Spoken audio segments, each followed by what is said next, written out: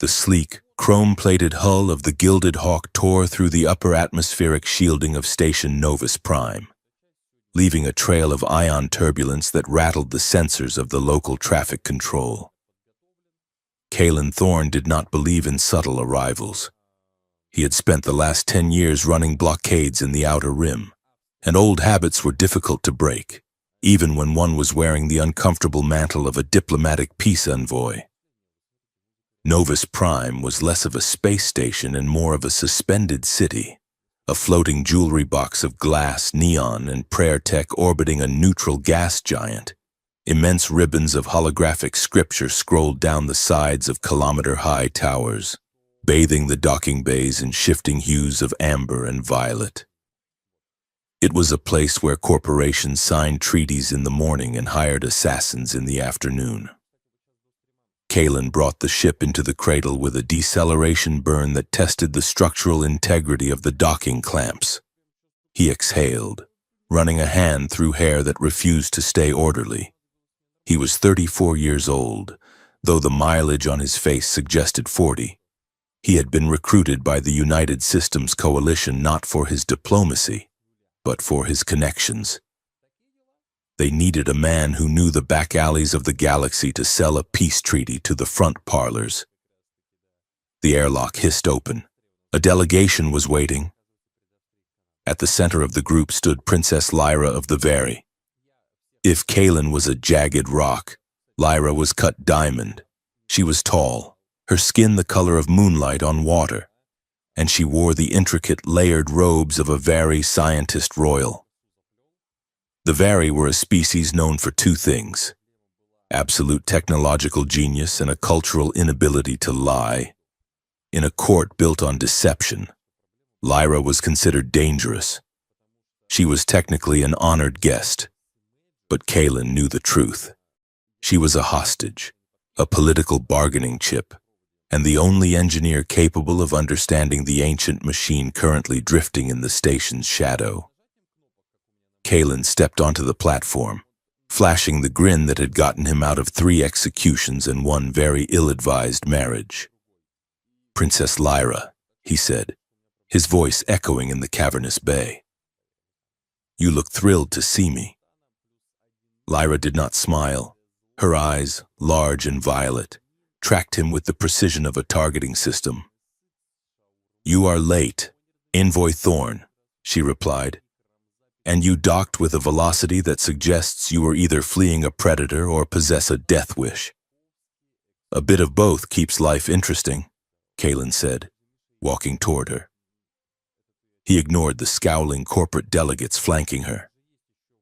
"I hear we have a busy schedule: cocktails, light treason, and then fixing the galaxy." "We are not here to fix the galaxy," Lyra said, turning sharply to lead him toward the transport tubes. "We are here to determine if the solstice relay is a salvation or a grave." Kalen fell into step beside her.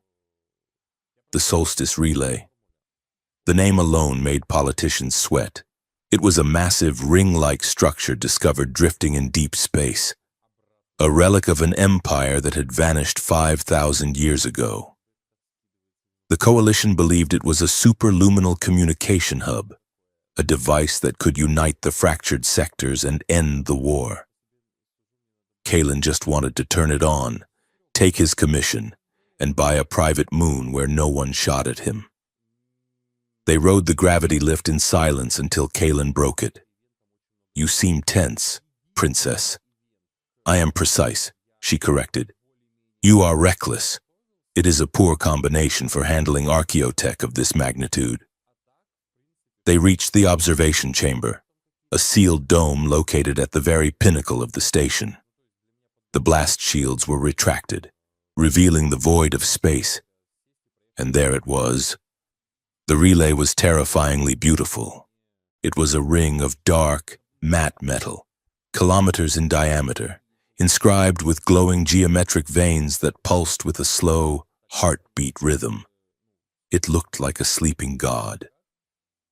Lyra walked to the glass, her reflection ghostly against the backdrop of the machine. She pressed her hand against the transparency. My ancestors spoke of this device, she said softly.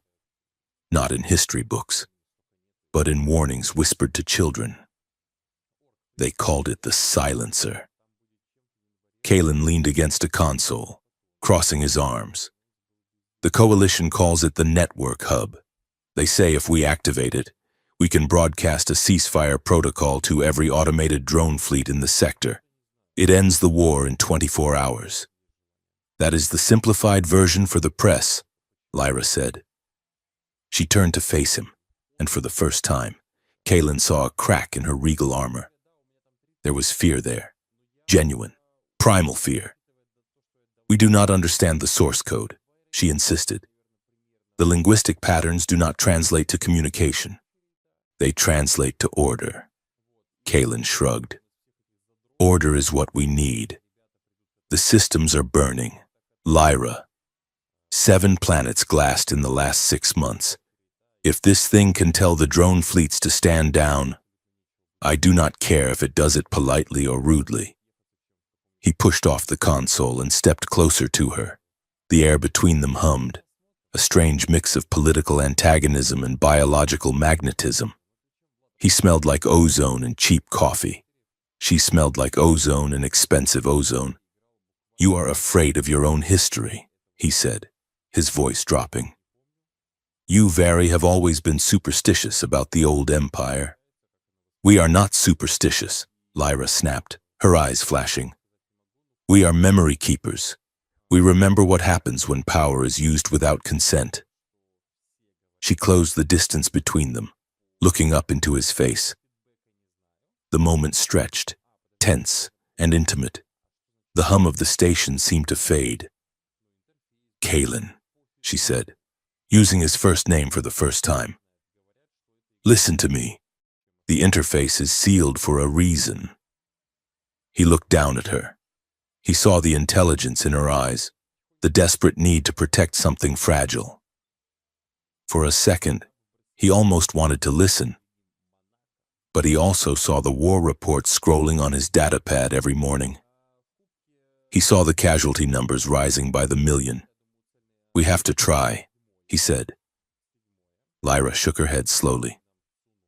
She reached out, almost touching his chest, but stopped her hand in midair. Don't. Just don't.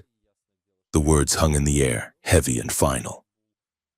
Kalen stepped back, his expression hardening into the mask of the envoy.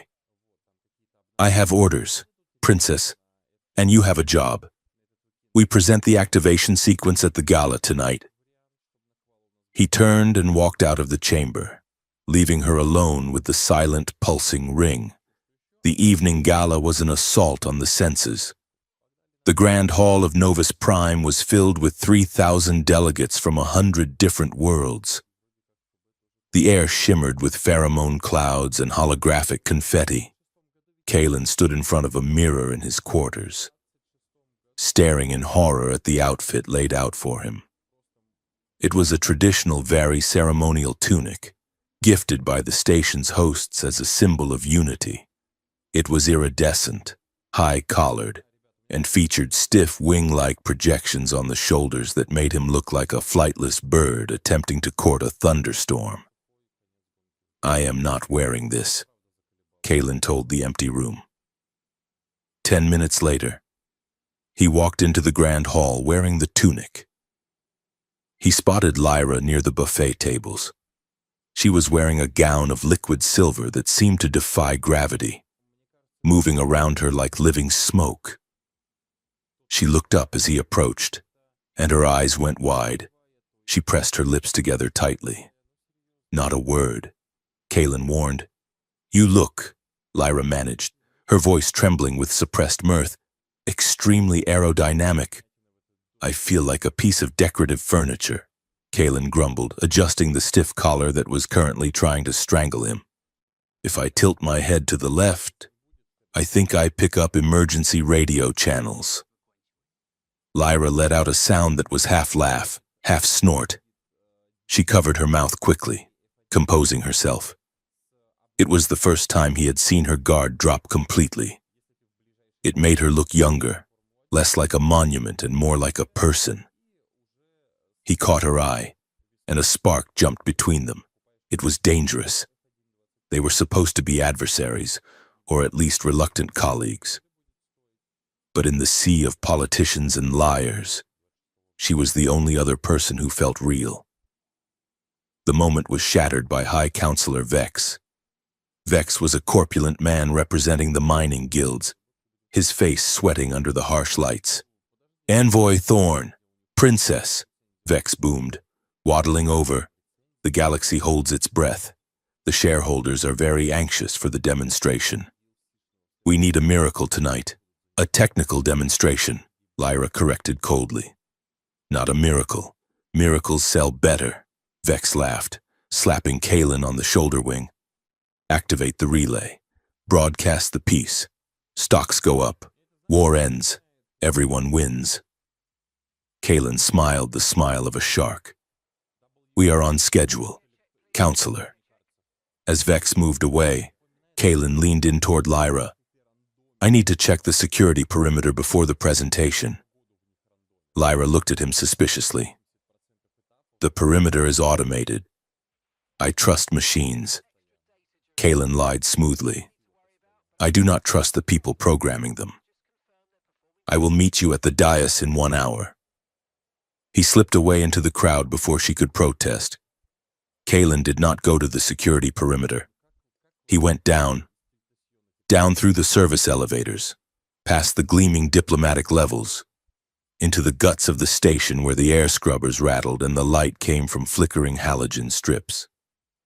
He met his contact in the back of a noodle shop that smelled of burnt grease. The broker was a spindly creature named Skit, a black market dealer in archaeotech. "You have the data?" Kalen asked, sliding a credit chip across the sticky table. Skit snatched the chip. 50,000 credits. "You pay well for a peacekeeper." "Thorn." The broker produced a small, rusted data drive. "This is from a scavenger vessel that drifted too close to the relay 3 years ago. The crew died, but the drive survived." Kalen plugged the drive into his wrist comp. Text scrolled rapidly. It was technical schematics, flight paths, and signal analysis. "It confirms it," Skit whispered. "The relay has a broadcast range of 10 sectors. It can override navigation computers. It can force a hard stop on any vessel with an antimatter drive." "It stops the ships," Kalen said, hope rising in his chest like a bubble. "It actually stops them. It creates a localized stasis field." Skid agreed. "A ceasefire button. You press it. The guns stop working." Kalen clenched his fist. It was exactly what he needed. The politicians could argue about treaties for decades, but if he could physically disable the fleets, the fighting would have to stop.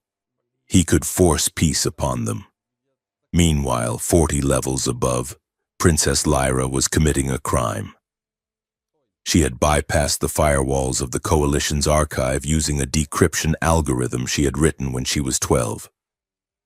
She was looking at the same data Kalen was, but she was looking at the layers underneath.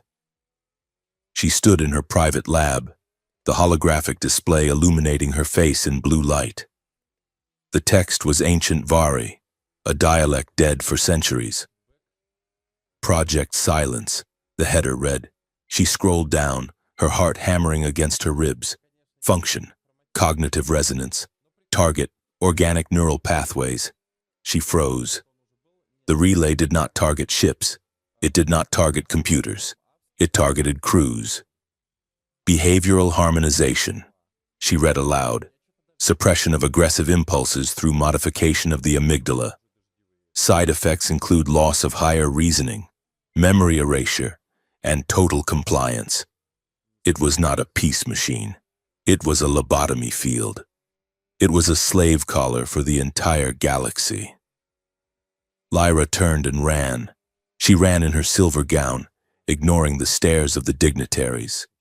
She had to stop him. The grand hall was silent. The lights had dimmed.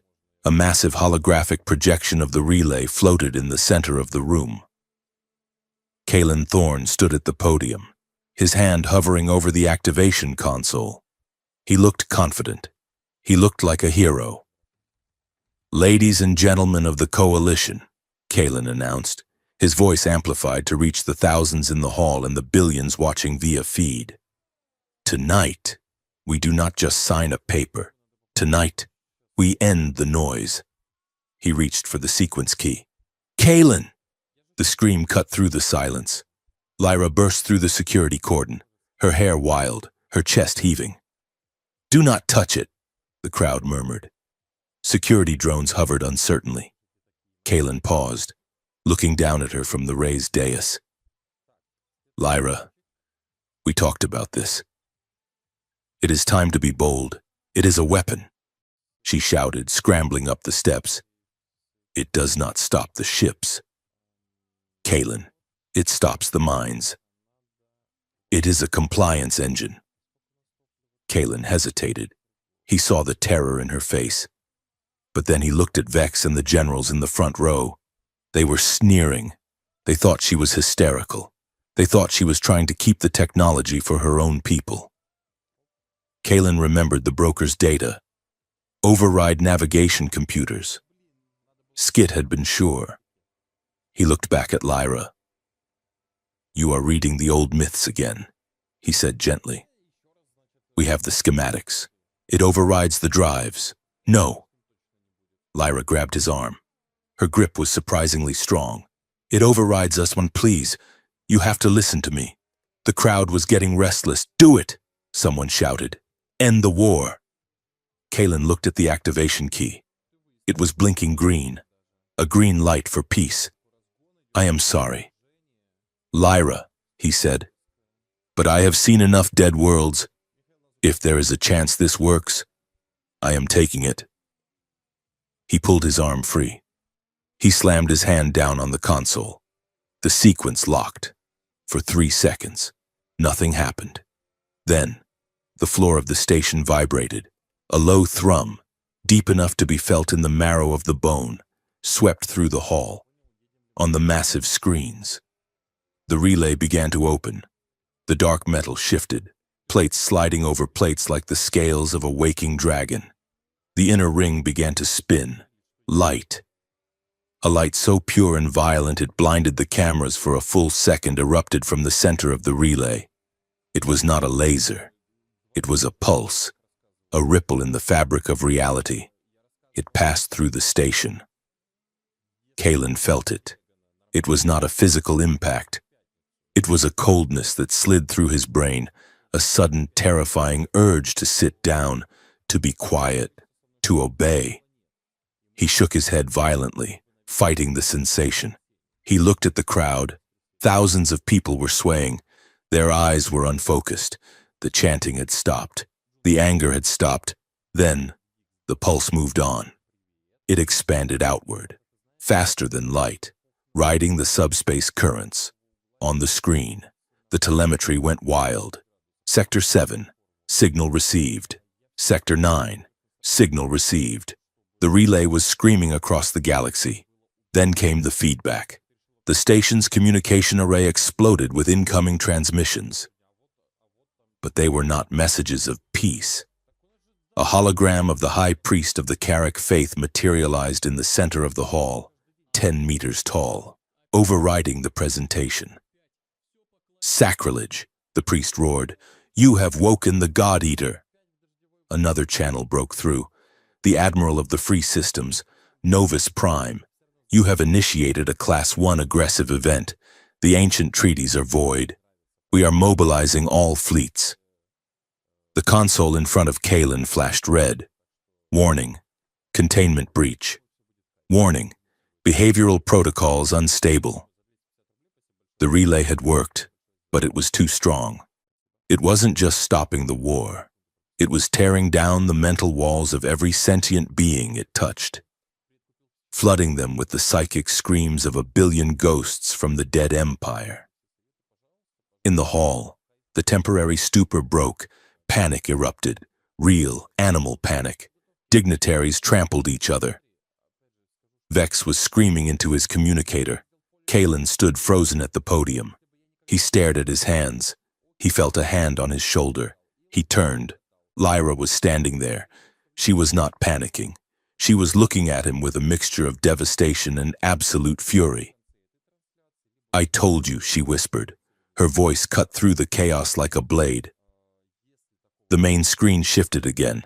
A galactic news network. The headline scrolled in bold red letters across every language known to the Coalition. "Envoy triggers ancient weapon. Galaxy in chaos." And below it, a bounty posting. "Wanted, Kalen Thorne, dead or alive. Price 100 million credits." Lyra looked at the screen, then back at him. "They will blame me too," she said bitterly. "They will say I helped you." Kalen looked at the chaos he had unleashed. The station alarm was blaring. Gunfire had started near the elevators. I thought..." He stammered. Lyra grabbed his ceremonial tunic and yanked him close, her eyes blazing with a fire that eclipsed the neon city outside. "You didn't think," she hissed. "You didn't listen. And now, Envoy, everyone is furious." She shoved him toward the service exit. "Run," she commanded. Kalen Thorne, the man who had just broken the galaxy, did the only thing he could do. He ran, and the Princess of the Vari ran right beside him, into the dark. The station was not just angry, it was hunting. Novus Prime had transformed from a diplomatic jewel into a galvanized cage. Every holographic surface that had previously displayed stock tickers or prayer verses now projected two faces in high-definition rotation. One was Kalen Thorne, grainy security footage capturing his rogue grin, now labeled terrorist. The other was Princess Lyra, her royal portrait overlaid with the word complicit. Kalen slammed his shoulder against the maintenance hatch, forcing the rusted locking mechanism to yield. He tumbled into the crawl space, the smell of recycled air and burning circuitry filling his nose. Lyra followed him, her silver gown torn at the hem, her movements stripping away the illusion of the delicate royal. She moved like a soldier. "They are sealing the sector," Lyra said, her voice tight but controlled. "I can hear the magnetic locks engaging on the upper levels. We need to go down." Kalen gasped, wiping sweat and grease from his forehead. "The gravity shear tunnels. It is the only way to the unauthorized hangars." He expected her to argue, to complain about the filth or the danger. Instead, she took the lead. "Stay close," she ordered. "The shear tunnels have variable gravity. If you drift into a shear point without bracing, it will snap your spine." They scrambled through the dark arteries of the station. Above them, the muffled thud of heavy boots echoed on the grating. The assassins were not the standard station security. Kalen had seen the gleam of a penitent blade, a sect of cybernetic killers hired by the faith orders to purge sacrilege. They did not arrest, they dismantled. A laser cutter hissed through the metal wall behind them, molten slag dripping onto the floor. "Move!" Kalen shouted. They dropped into a vertical shaft. The gravity here was a nauseating flux. One moment Kalen felt heavy as lead, his boots' magnetism straining to hold the wall. The next, he was weightless, his stomach lurching into his throat. Lyra navigated the chaos with terrifying grace. She leapt across the shaft, catching a conduit pipe just as a gravity wave reversed the polarity of the room. Kalen followed, less gracefully, slamming his ribs against the metal. A figure appeared at the top of the shaft, a silhouette with glowing red optics. A projectile whined past Kalen's ear, shattering a steam valve. Kalen drew his sidearm, a heavy kinetic pistol that felt reassuringly crude in this world of high-tech elegance. He fired 3 shots blindly upward to suppress the pursuer. "We cannot outrun them in the tunnels," he yelled over the roar of escaping steam. "We do not need to outrun them," Lyra shouted back. "We just need to survive the drop." She pointed down. The shaft ended in a swirling blue field, the waste disposal gravity well that fed into the lower incinerators. But just above it, a small maintenance airlock flickered. "On my mark, jump for the lock," Lyra commanded. "Are you insane? That is a 50-meter drop into a trash compactor. Trust the math. Envoy." She jumped. Kalen cursed fluently and threw himself into the void after her. The wind roared.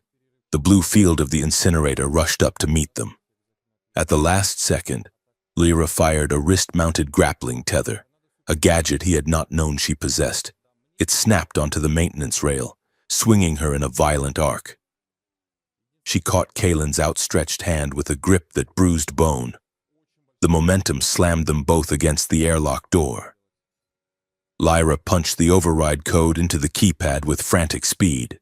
The door hissed open, and they collapsed onto the deck of the hangar bay just as a volley of plasma fire scorched the hull plating where they had been seconds before. They lay there for a heartbeat, gasping for air. "You," Kalen wheezed, staring at the ceiling, "are full of surprises. Princess." Lyra rolled onto her feet, ignoring him. She scanned the hangar. It was an impound lot for seized vessels, smuggler ships, joyride racers, and tax evasion haulers. Her eyes landed on a sleek, needle-nosed craft painted a matte black that seemed to absorb the light. A Xian-class courier, she identified illegal engine modifications. Shield generators stripped for speed. Perfect. They sprinted across the bay. Kalen hacked the entry ramp while Lyra began the pre-flight sequence before she was even fully in the pilot's seat. "Can you fly this thing?" Kalen asked, buckling himself into the co-pilot chair as the hangar alarms began to scream. "This is not a royal yacht. It handles like a wild animal." "Envoy," Lyra said, her fingers dancing across the holographic interface. "I calculated orbital trajectories for fun when I was 6 years old. Hold on." She punched the thrusters. The ship, which they would later name the Phantom, did not lift off so much as it exploded forward. Lyra ignored the standard departure lanes. She rolled the ship 90 degrees and shot through the closing hangar doors with centimeters to spare, scraping the paint off the port wing. They punched into the vacuum of space. The local defense grid lit up. Missiles locked on. Lyra did not flinch. She threw the ship into a corkscrew dive, weaving through the traffic of fleeing diplomatic shuttles, using the heavier ships as shields against the tracking sensors. Her face was a mask of icy concentration, her eyes darting between the sensor globe and the viewport. Kalen watched her, forgetting for a moment that every government in the galaxy wanted him dead. She was magnificent. She flew with a mixture of mathematical precision and artistic aggression. "Clear of the suppression zone," Lyra announced, engaging hyperdrive in 3, 2, 1. The stars stretched into lines of infinite light, and the Phantom vanished from the Novus system. The silence of hyperspace was heavy, pressing in on the cramped cockpit. The adrenaline faded, leaving behind the cold reality of their situation. Kalen unbuckled and stood up, his legs shaking slightly. He went to the small galley unit and pulled out a ration bar. He offered it to Lyra. She swiveled her chair around. She did not take the food. Her gaze was cold enough to freeze the ship's coolant lines. "Do you have any idea what you have done?" she asked. Her voice was quiet, which made it worse than shouting.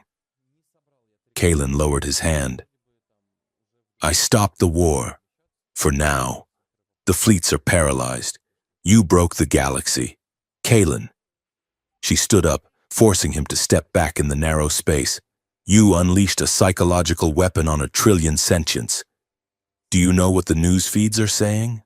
The unions have placed a bounty on you. My own house has declared me a rogue agent. We are not heroes. We are cosmic accidents."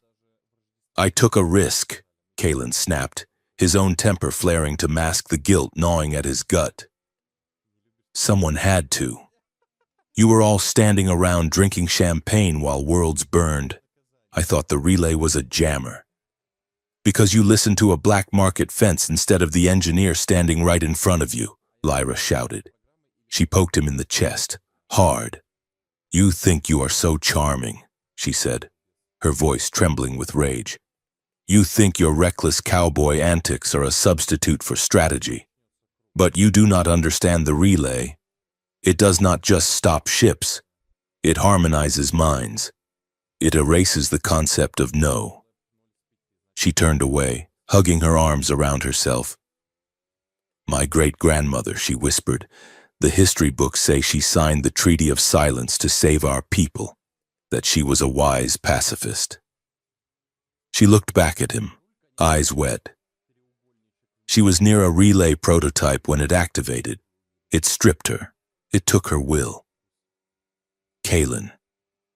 She spent the last 40 years of her life smiling at walls, agreeing with everyone who spoke to her.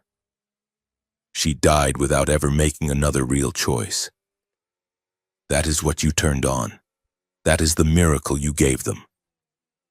Kaylin stood stunned. The humor, the defense mechanisms, the witty retorts, they all died in his throat. He saw the horror behind her warning in the observation chamber. It was not political caution. It was generational trauma.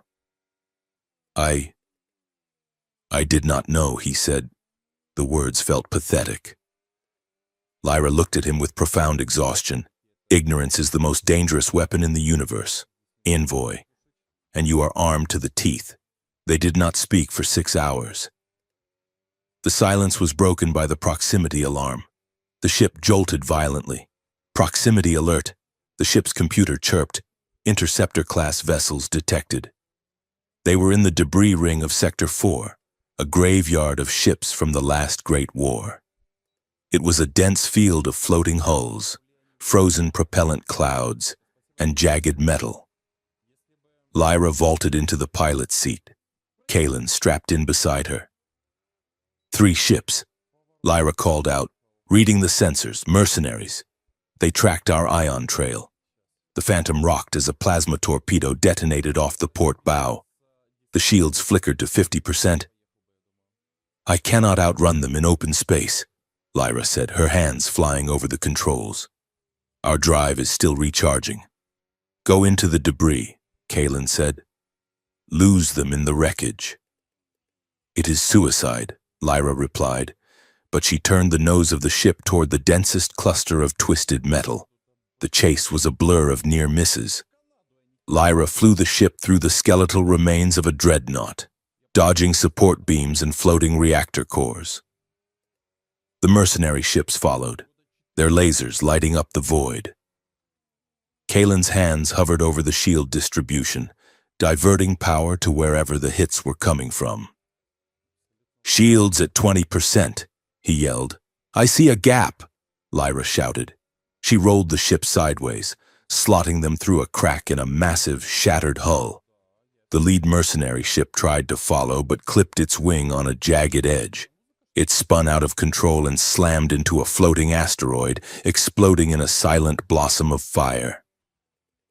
The other 2 pulled back, unable to navigate the dense field. Lyra killed the engines immediately to mask their heat signature.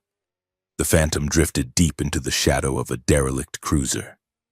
Darkness fell over the cockpit. The only light came from the distant stars and the glowing instrument panel.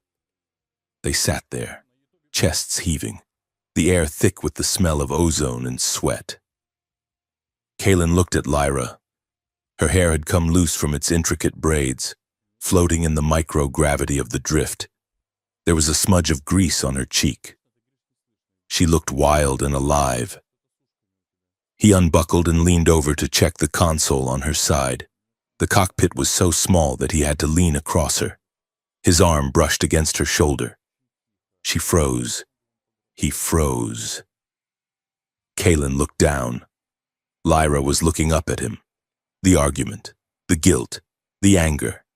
It was all still there, but it was suddenly mixed with something else. The raw, electric charge of survival. He could feel the heat radiating from her skin. He could count the flecks of gold in her violet eyes. The proximity was overwhelming. It defied logic. She was the princess of a high-tech empire, and he was a disgrace. But in this metal box drifting in the dark, the universe narrowed down to the two of them. Kaelin. Lyra breathed. It was not a question. He leaned in. The impulse was magnetic. He wanted to kiss the anger out of her, to bridge the gap between their disastrous choices with something human and real. His face was inches from hers. He saw her eyes flutter shut, her lips part slightly. Then she placed her hand flat against his chest. She did not push him away, but she stopped him. Her eyes opened. They were clear. "Desire does not erase consequences," she whispered. Kaelin stopped. The words were a bucket of ice water. He pulled back slowly, respecting the boundary she had drawn. "You are right," he said, his voice rough. I apologize." Lyra lowered her hand. "Do not apologize for the instinct. Kaelin, just do not mistake adrenaline for absolution. We are not safe yet. And I am still angry with you." "Fair enough," Kaelin said, retreating to his side of the cockpit. He busied himself with the sensor array, though his heart was hammering against his ribs like a trapped bird. They needed to disappear. The data Kaelin had bought from Skit was encrypted, but Lyra broke the cipher in 2 hours while Kaelin repaired the shield generator. What they found changed everything. It was a financial ledger. The taboo, the cultural ban on activating the relay that Lyra's people held sacred, had been heavily subsidized. The ledger showed payments dating back 2 centuries. The payments came from the transgalactic defense conglomerate, Aegis Corp. They paid the priest to preach that the relay was a demon, Kaelin said, staring at the screen. "Why?" Lyra swiped to the next file. "Because a silent relay means the sectors remain divided. Division means war, and war means Aegis sells fleets. It was a fabrication. The religious fear was a marketing strategy for weapons manufacturers. But there is more," Lyra said, her voice shaking. "Look at the recipient account." Kaelin looked. The funds were routed to the royal treasury of the Vari. Lyra's face went pale. "My family took the money. For 200 years. My house has been paid to keep the galaxy afraid of peace, so that Aegis could sell the cure. We traded freedom for survival." She slumped back in her chair. "We are not the victims," she said softly. "We are the jailers." "We need to verify this," Kaelin said, his mind racing. "And we need to hide while we do it. We cannot dock at any station. They are scanning for our biosigns." "I know a place," Lyra said, wiping her eyes. "Or rather, a group. We intercepted a broadcast earlier. The Grand Carnival of the Nebulae was a ragtag fleet of colorful ships that traveled the outer rim, performing for miners and terraformers. They were neutral territory, a floating circus of misfits who asked no questions as long as you could juggle or sing. The Phantom docked with the main barge. Kaelin and Lyra stood before the ringmaster, a 4-armed alien with a penchant for dramatic capes. "We are artists," Kaelin lied, trying to look artistic. "Refugees from the war. We seek sanctuary." The ringmaster eyed them suspiciously. "What is your talent?" Lyra stepped forward. She was wearing a hooded cloak she had fashioned from a survival blanket. She pointed at Kaelin. "He is my pet poet," she said imperiously, "a rare human species. He recites verses of profound mediocrity. It is a comedy act. I abuse him verbally, and he weeps. The crowds love it." Kaelin blinked. "Excuse me? Perform!" Lyra commanded, kicking him in the shin. Kaelin scrambled. The stars. They are very bright, Like soup? Yes. Hot soup of the night. Lyra let out a dramatic, mocking laugh. Pathetic. His soul is like a wet napkin. The ringmaster chuckled. Then he laughed harder. A wet napkin. I like her. You can stay. But you work for your rations. For the next 3 days, they lived among the entertainers. It was absurd. Kalen had to wear a collar made of bells and recite terrible poetry while Lyra insulted his ancestors. It was humiliating, but it worked. It also forced them to talk, late at night, in the cramped storage container they called home. They analyzed the stolen data. It is worse than we thought, Lyra said on the 3rd night. She was projecting a schematic of the relay onto the wall. The activation I triggered was only phase 1, Kalen said, peeling an orange he had stolen from a juggler. The signal woke the system, but it didn't lock it. Correct, Lyra said.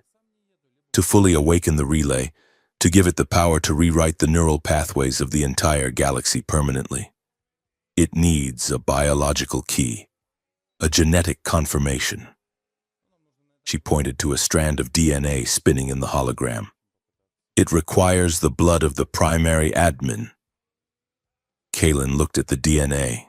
He looked at Lyra. Your blood, he said. Lyra nodded. That is why they framed me. They do not just want you dead, Kalen. They want me captured. The factions that want to control the galaxy, the cults, the corporations, the remnants of the empire, they all need me. I am the key to the ultimate weapon. Kalen stood up. He walked over to the door and checked the lock. Then he turned back to her. His playfulness was gone. I will not let them take you, he said. I swear it. Lyra looked at him. She saw the soldier in him, the man who had survived 100 smuggler runs. But she shook her head. You cannot just shoot them all, Kalen. You promised to protect me. But protection without listening becomes another cage.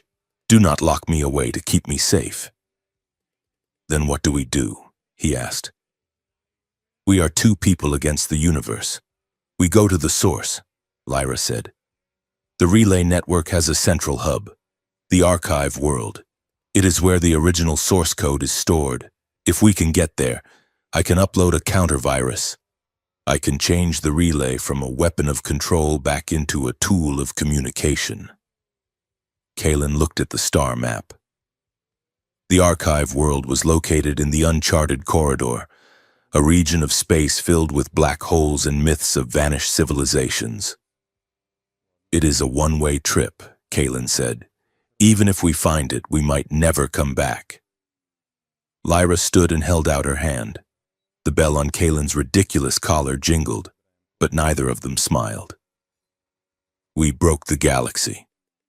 Kalen, she said, we have to fix it. He looked at her hand. He remembered the almost kiss in the debris field. He remembered the terror in her eyes at the station. He took her hand. We leave tonight, he said. They stole back to the Phantom under the cover of a simulated fireworks display. As the carnival ships blasted colorful explosions into the void, the black courier ship detached from the dock and slipped away into the dark. Kalen punched in the coordinates for the uncharted corridor. Ready? He asked. Lyra placed her hands on the navigation console. She took a deep breath. Ready. The hyperdrive engaged. The stars blurred. The ship leaped forward, leaving the known galaxy behind, jumping into the shadows where ghosts and monsters waited. They were fugitives, partners, and perhaps something more. Racing toward a dead world to save a living one. The planet of Uros was not so much a world as it was a graveyard of good intentions wrapped in a hurricane. From the viewport of the Phantom, it looked like a bruised fruit, swirled in bands of violent purple and slate-gray clouds. Lightning arced across the hemisphere, not in jagged forks, but in perfect geometric grids. a sign that the storms were not natural, but the malfunctioning exhaust of a planetary climate system left running for 5,000 years. Kalen wrestled the yoke of the courier ship, fighting crosswinds that felt like physical blows. "I see a heat signature," Lyra called out from the sensor station. She was gripping the console, her knuckles white, equatorial ridge. "It looks like a spire." Kalen gritted his teeth. "Going down." They punched through the cloud layer. The turbulence shook the hull with the sound of hammers hitting an anvil. Then, suddenly, they were through. The surface of Uros rushed up to meet them. It was a landscape of black basalt canyons overgrown with a jungle that should not have existed. Massive, glowing ferns curled around the ruins of silver towers. But as the ship descended, the ferns flickered. They were hard light holograms, a preserved ecosystem projected over the dead rock to simulate a paradise that had withered millennia ago. Kalen set the ship down on a crumbling landing pad that jutted out over a canyon. The engines whined down, and the silence that followed was heavy with the static charge of the air. They suited up in rebreathers and stepped out. The air smelled of ozone and wet dust. The entrance to the spire was guarded by a massive door of iridium, fused shut by time. Kalen reached for his plasma cutter, but Lyra stopped him. She stepped forward, the crown tech circuitry woven into her braided hair pulsing with a faint blue light. She placed her hand on the metal. "Open," she whispered in the old tongue. The door did not groan. It dissolved. The nanotechnology of the ancients simply rearranged the matter, turning the solid barrier into a mist of silver particles that parted for them. Inside, the archive was a chaotic masterpiece. It was a cavernous hall filled with floating crystal shards, each one humming with data. And in the center of the room, suspended in a gravity chair that looked suspiciously like a hammock, was the archivist. He was a cephalon, a squid-like species with 6 dexterous limbs and large, watery eyes. He was currently juggling 3 data shards while eating a nutrient paste from a tube. He froze as they entered. He dropped one of the shards. It shattered on the floor with a sound like a wind chime. "Oh, wonderful." The archivist sighed, his voice amplified by a translator collar. "Visitors. And you broke a history of the agrarian revolts of Sector 6. Do you have any idea how hard it is to glue data back together?" "We are looking for the source code," Lyra said, stepping into the light, "for the solstice relay." The archivist blinked all 4 of his eyelids. He squinted at Lyra. "You look familiar," he said. "You have the facial structure of someone who makes terrible decisions. Are you a Vari?" "I am Princess Lyra." The archivist groaned and flopped back into his hammock. "Of course you are. A Vari royal. I should have known. You people treat the galaxy like a chemistry set you can just blow up whenever you get bored." "My name is Kalen Thorne," Kalen interjected, stepping forward. "And we did not come to blow anything up. We came to fix a mistake." The archivist eyed Kalen. "You are the human on the news, the one with the bounty?" "I am popular," Kalen admitted. The archivist sighed again, a long, bubbling sound. "My name is Oalo. I am the curator of terrible ideas. And if you are here for the relay, you are in the reference section for galactic catastrophes. Follow me." Oalo floated his chair through the maze of crystal shards, muttering about filing systems. He led them to a massive interface console that dominated the back wall. "You think the relay is a weapon," Oalo said, tapping a sequence into the console. "Or a peace machine. Everyone always thinks it is one or the other." He pulled up a holographic schematic. It showed the galaxy, but overlaid with a rigid, glowing grid.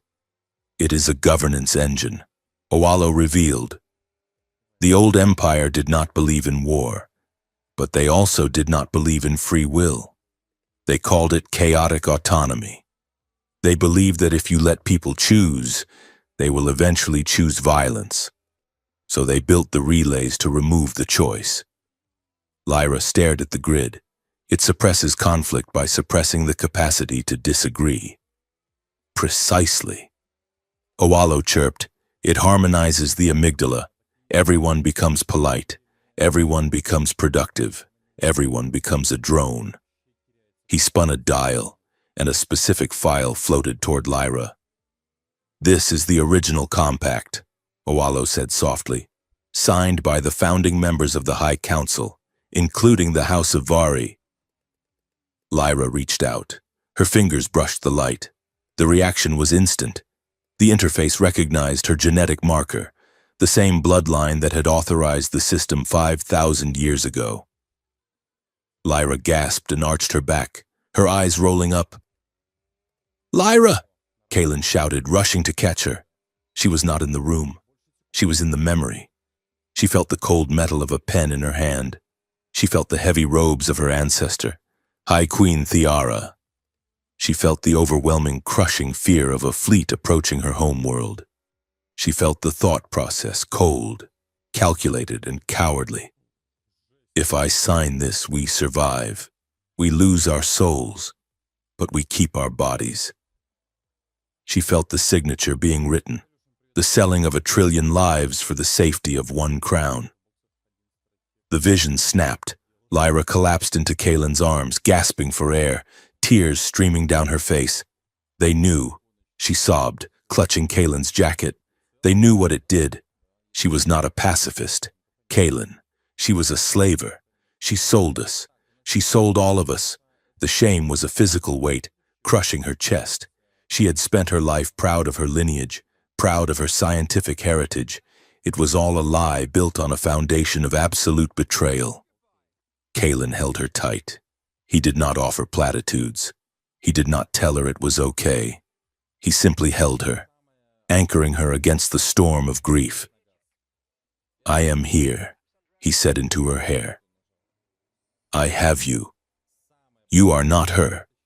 He walked her away from the console, toward a quiet corner of the ruins where the bioluminescent moss cast a soft, teal glow.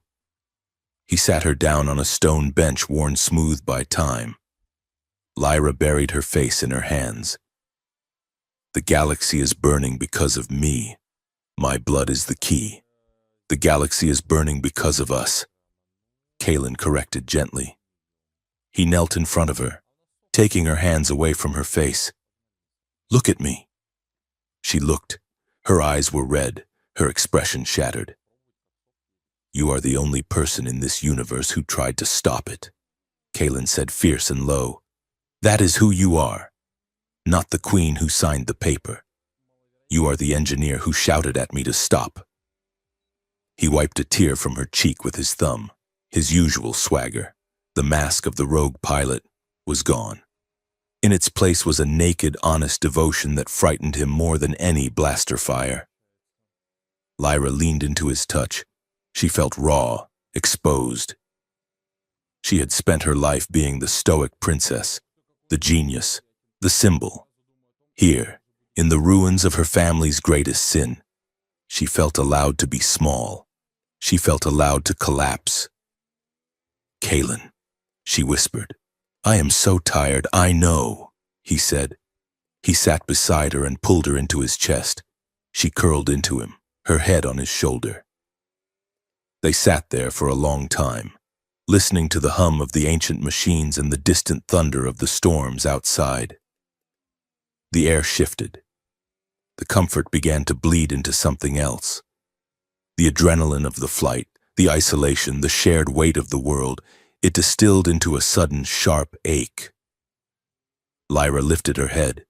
Kaelin was looking at her, his dark eyes searching hers. She turned in his arms, her body pressing against his.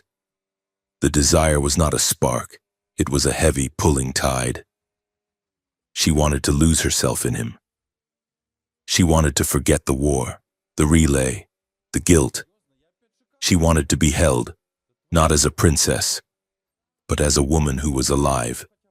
Kalen's hand moved to the nape of her neck, his fingers tangling in the sensory cables of her crown. His breath hitched. "Lyra," he murmured. She leaned in, her lips brushing his. It would be so easy. But then she stopped. She felt the desperation in her own chest, the frantic need for oblivion. "No," she whispered against his mouth. Kalen froze. He pulled back a fraction of an inch. "Not like this," she said, her voice trembling. "I want you. God, Kalen, I want this, but I am drowning. If we do this now, it is just another way to run away." Kalen closed his eyes and exhaled a long, shaky breath. He rested his forehead against hers. "You are right," he said. His voice was rough with suppressed want. "You are right."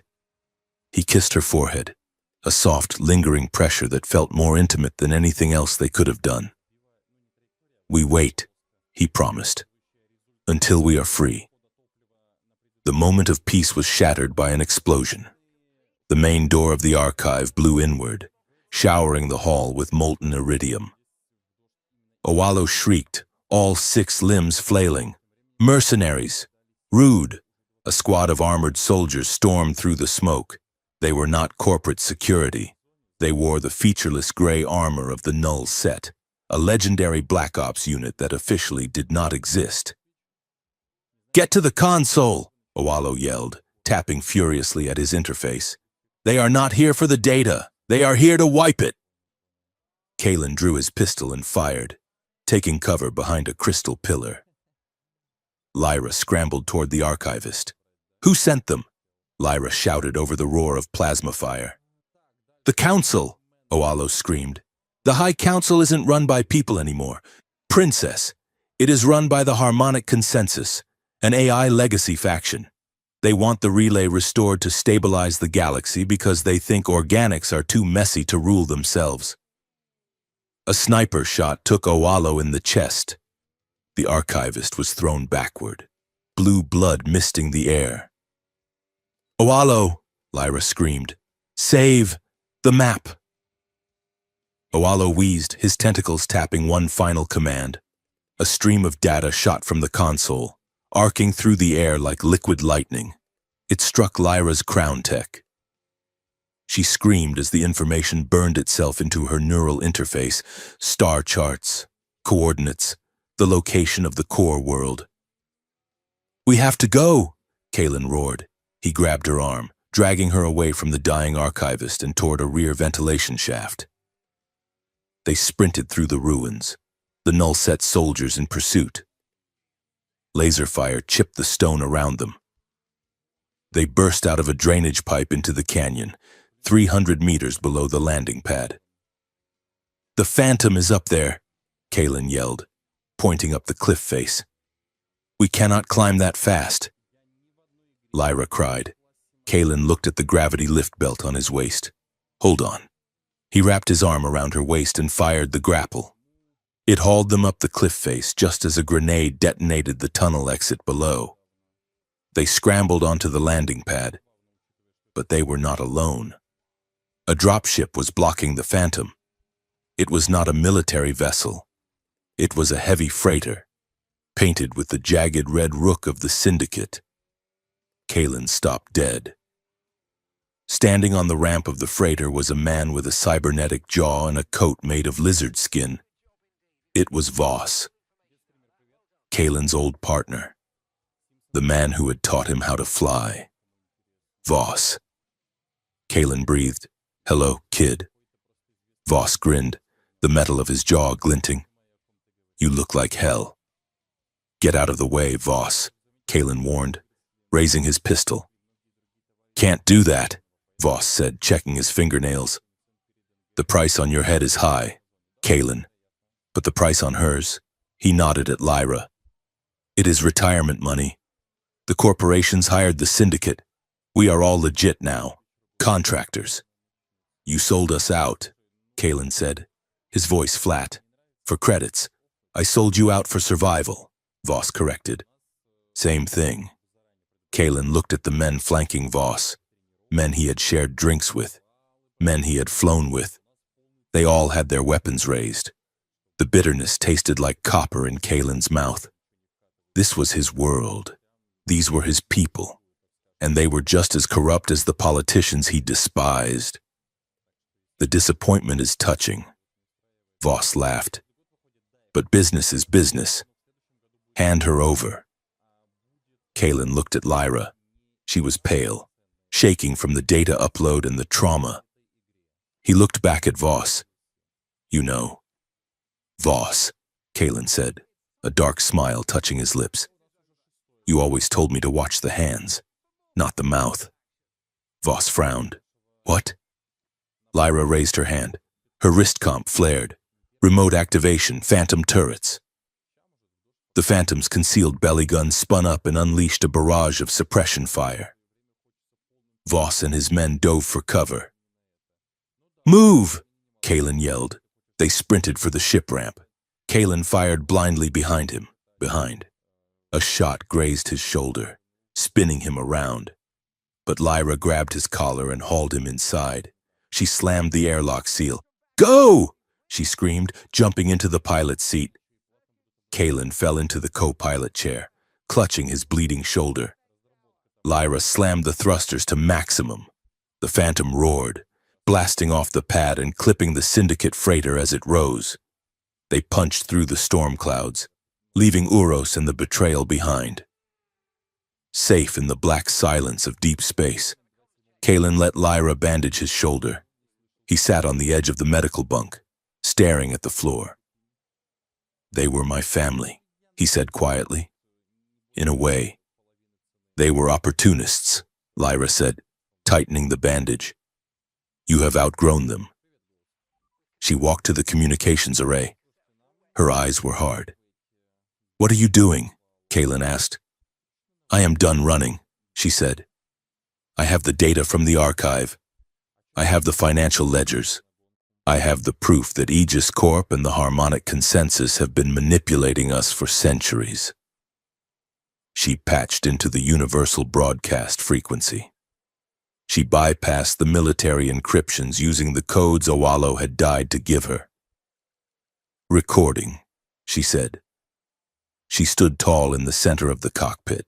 She did not look like a fugitive. She looked like a queen, citizens of the galaxy. She began, her voice steady. I am Princess Lyra of Vari. You have been told I am a traitor. You have been told Envoy Thorn is a terrorist. She uploaded the files. The screens of 1 billion data pads across 10 sectors lit up with the ledgers and the secret treaties. We are not the enemy, she continued. You are being farmed. Your wars are manufactured. Your hatred is a product line. The relay was designed to enslave you, and the people claiming to protect you are the ones holding the leash. She looked directly into the camera. Wake up. She cut the feed. Within hours, the galaxy responded. It was not the unified outrage of before. It was fractured. On the news monitors, they saw reports of riots on industrial worlds. Dock workers were refusing to load Aegis weapons. Pilots were defecting. The carefully curated narrative of the corporations was cracking. Lyra watched the screens and she saw a protest on a mining colony where the workers were waving a flag with her family crest, but painted in red, the color of revolution. I am a symbol now, she whispered. I never wanted this. Kalen stood up, testing his shoulder. You lit the match, Princess. Lyra turned to him. Her eyes were wide, manic. We could end it. Kalen, right now. She pointed to the navigation map. We have the codes for the core world. We can go there. We can use the relay. Kalen frowned. Use it to shut it down? Use it to stop them, she said, her voice rising. The corporations are sending fleets to crush these rebellions, and people are going to die because of what I just said. If I use the relay, if I use the keys in my blood, I could force a ceasefire, a real one.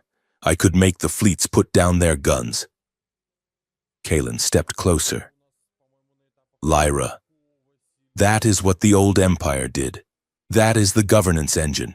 But I would only use it for peace, she argued. Just for a day. Just to stop the slaughter. Is that not better than letting them burn? She was trembling. The temptation was enormous. She had the power of a god in her veins. She could save everyone if she was willing to take away their choice. Kalen looked at her. He saw the terrifying potential of her bloodline. He saw how easy it would be for her to become the benevolent tyrant. He did not grab her. He did not shout.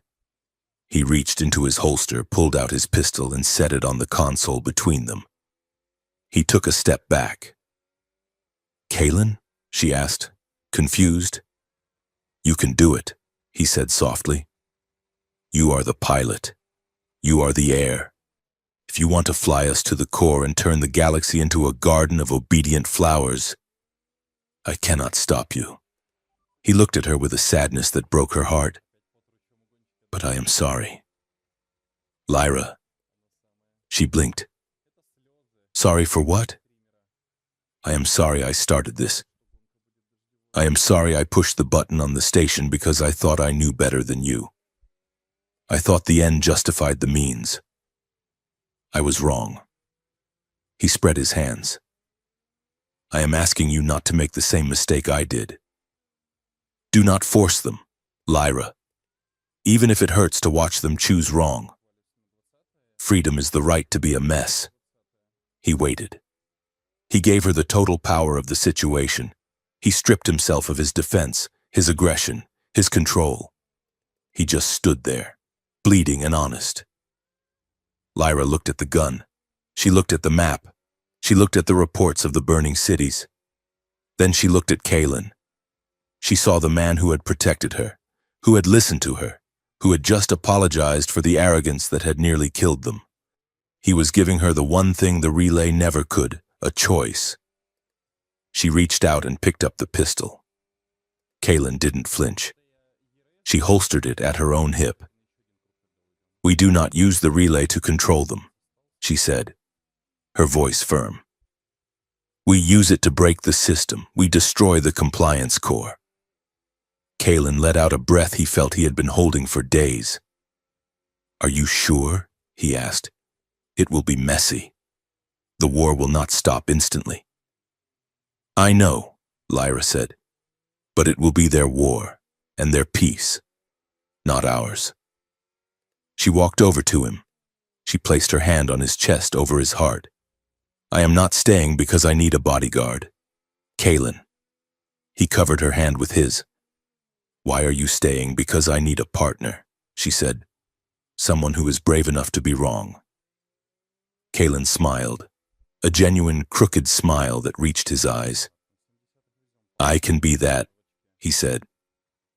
Lyra turned to the helm. She punched in the coordinates from the crown data. "Plotting course for the core world," she announced. The Phantom's engines flared blue. Outside, the galaxy was fracturing. Fleets were mobilizing, governments were collapsing, and fear was spreading like a virus. But inside the cockpit, there was a singular, terrifying clarity. They were going to the center of the universe to kill a god. "Punch it," Kalen said. Lyra engaged the drive. The stars stretched, and they vanished into the light. The communication array of the Phantom was no longer a tool for navigation. It had become a screaming chorus of the galaxy's conscience. For 3 days, the ship had been drifting in the magnetic shadow of a gas giant, hiding from long-range scanners while Lyra tried to filter the noise. The holographic display was a blizzard of messages. They came from mining colonies in the Outer Rim, from university campuses on the core worlds, and from defecting squadrons of the Coalition fleet. "Princess," a message from the Sector 4 Dockworkers Union read, "We have seized the armory. Give the order, and we strike." "Princess," a counter-message from the Royal Guard of Vari flashed in urgent red. "Surrender the human criminal. Return to the High House for purification. You are being manipulated by a terrorist." Lyra sat before the console, her face illuminated by the scrolling text. She looked exhausted. The weight of leadership was not a crown, it was a crushing gravity. She was no longer just an engineer or a fugitive. To half the galaxy, she was a messiah of freedom. To the other half, she was a traitor inviting chaos. Kalen walked into the cockpit, holding 2 cups of synthesized coffee. He placed one near her hand. "You have that look again," he said. "The one where you try to solve a differential equation that has no answer. They want me to lead them." "Kalen," Lyra said, rubbing her temples. "Not just save them, lead them. They want strategy. They want a manifesto. I am an engineer. I build bridges. I do not build governments." "You built a movement in 3 minutes with 1 broadcast," Kalen countered, leaning against the bulkhead. "You told them the truth. That is more than any politician has done in 2 centuries. He took a sip of his coffee and grimaced. The synthesizer was still calibrated for varied taste buds, which meant the coffee tasted like hot, spiced mud. "Besides," he added, "at least you sound like a leader. I sound like a malfunctioning tour guide." Lyra managed a small, tired smile. She pulled up a video file. It was a recording of Kalen's transmission to a resistance cell on Agate Station earlier that morning. On the screen, Kalen looked sweaty and uncomfortable. "Look," the recording Kalen said, waving a hand vaguely. "The corporations? They are bad. Very bad. Like a boot that steps on your lunch. Do not let them step on your lunch. Your lunch is yours. Freedom is, well, it is the ability to eat your lunch without asking permission. So, fight for the lunch. Or the freedom. You get it." Lyra paused the video. "It is awful," she said, but her eyes were bright with amusement. "It is a disaster," Kalen agreed. "It is trending on 40 worlds," Lyra corrected. "They are calling it the lunch doctrine. People love it. They say you are authentic because you are incoherent." Kalen groaned and covered his face with his hands. "Great. I am the accidental mascot of the revolution." The levity was brief. The console beeped with a priority alert. It was not a message. It was a ping from the tracking algorithm Lyra had set up. "I have found it," she said, her demeanor snapping back to precision. "The second half of the relay code." "Where?" Kalen asked, dropping his hands. "The Vault of Ethelgard," Lyra said, bringing up a star chart. "It is a sovereign city-state built inside a hollowed-out asteroid in the neutral zone. It is where the old empire stored their banking algorithms and, apparently, their backup compliance protocols. Ethelgard," Kalen whistled. "That is not a ruin. That is the most expensive real estate in the sector. It is a fortress for the ultra-rich. We cannot just fly in and shoot the door open." "No," Lyra agreed. "We have to walk in." She tapped a few keys, bringing up a dossier on the screen. "The annual Solstice Masquerade is tonight. It is an invitation-only event for the galactic elite. If we want that code, we need to be on the guest list." Kalen looked at her. "You want to infiltrate a high-security vault full of billionaires and warlords while every bounty hunter in the galaxy is looking for our faces?" "Precisely," Lyra said. "They are looking for a rogue pilot and a fugitive princess in flight suits. They are not looking for the Baron and Baroness of Vane." She looked at him, a challenge in her eyes. "Can you play the part of a gentleman, Kalen? Or is that beyond your range?" Kalen straightened his jacket, flashing a grin that was sharp and dangerous. "Princess, I can be anything you want me to be. Just try not to swoon when I put on a tuxedo." The arrival at Ethelgard was a lesson in excess.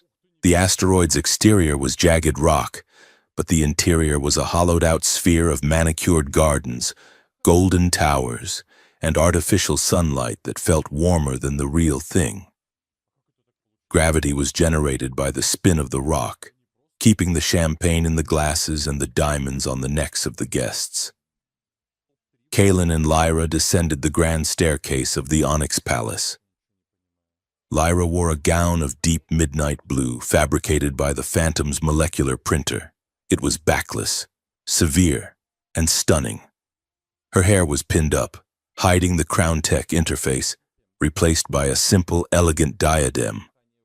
Kaelin wore a black formal suit with a high collar that obscured his neck and jawline. He moved with a practiced stiffness, mimicking the bored arrogance of the hereditary nobility. "Keep your head up," Lyra murmured, her lips barely moving. "Baron Vane is a man who owns 3 moons. He does not look at the floor." "I am looking for security cameras," Kaelin whispered back. "There are retinal scanners in the flower arrangements." They moved into the ballroom. It was a sea of velvet, silk, and alien biological plating. The air smelled of expensive perfume and political corruption. Lyra took Kaelin's arm. Her touch was firm, grounding him. "We need to get to the high vault," she instructed. "It is behind the governor's private gallery. We need his biometric key." "And how do we get that?" Kaelin asked, nodding politely to a passing admiral who was responsible for the bombardment of 3 planets. "We dance," Lyra said. She pulled him onto the floor. The music was a slow, orchestral swell, played by a band of aquatic musicians suspended in a tank. Kaelin placed his hand on Lyra's waist. He was surprised by how small she felt, how fragile beneath the silk, yet she moved with the strength of a coiled spring.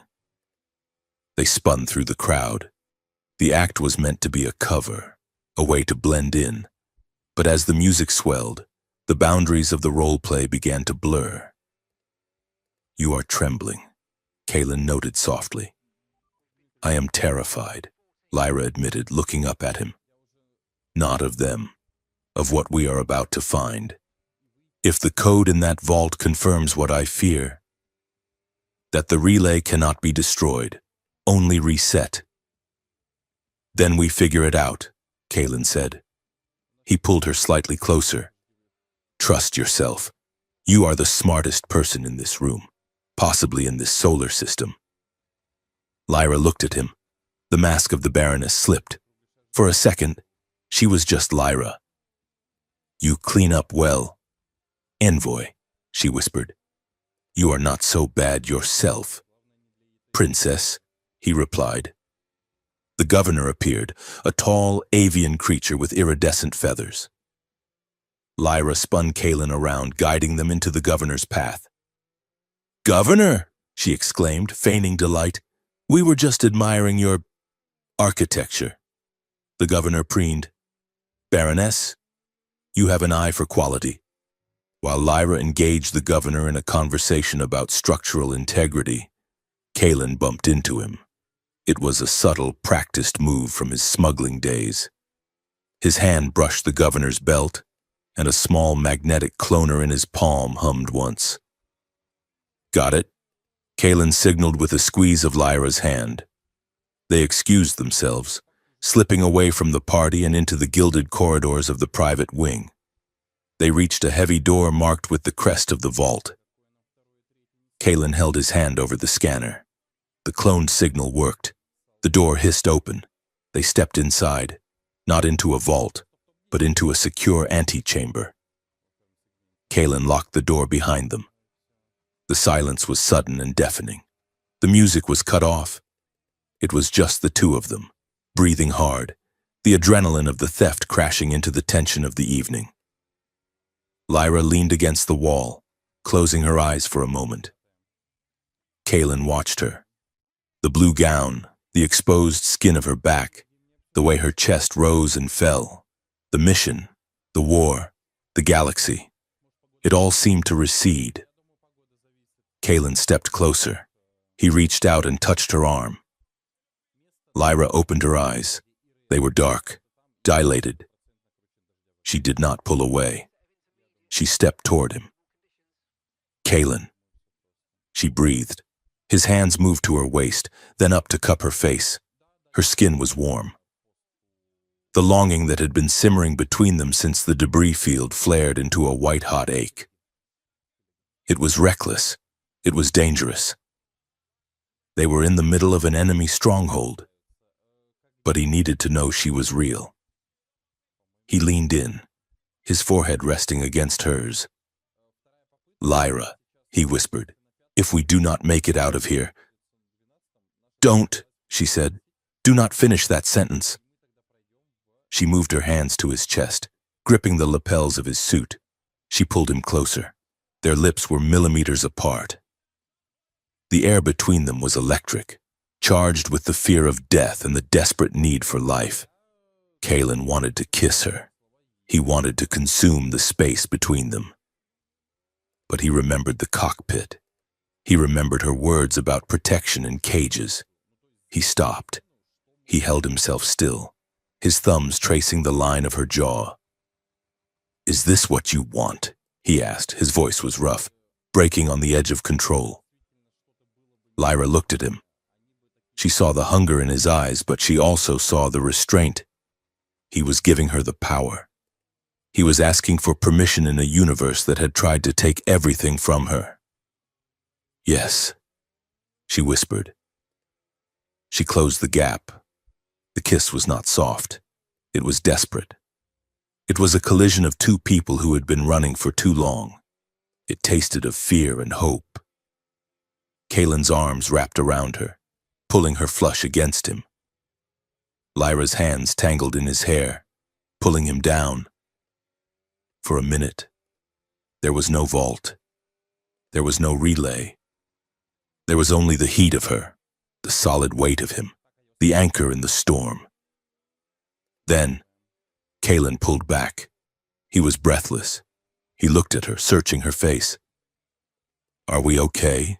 he asked. Lyra nodded, her eyes shining. She took a deep breath, steadying herself.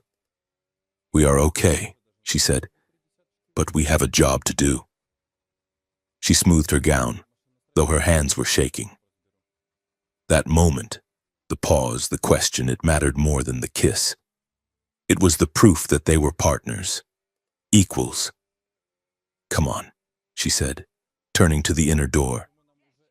"Let's steal a secret." The inner vault was cold.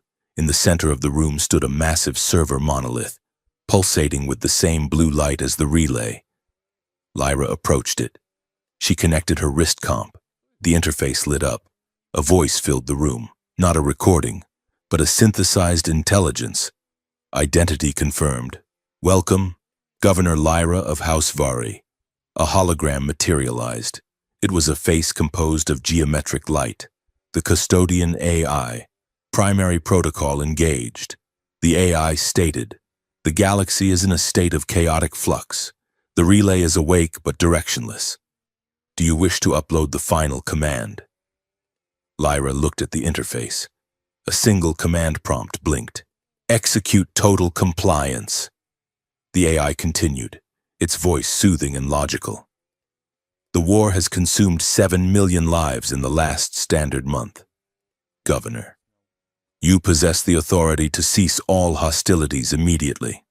By activating the full protocol, the relay will dampen the aggressive centers of all organic life within the network.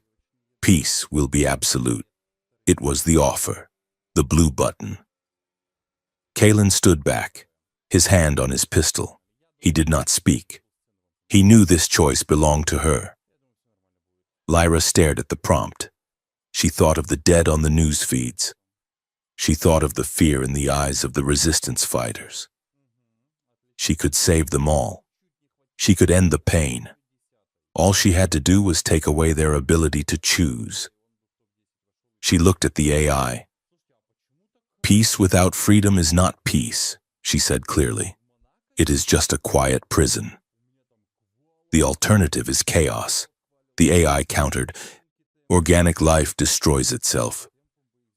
We offer stability. I choose the chaos," Lyra said.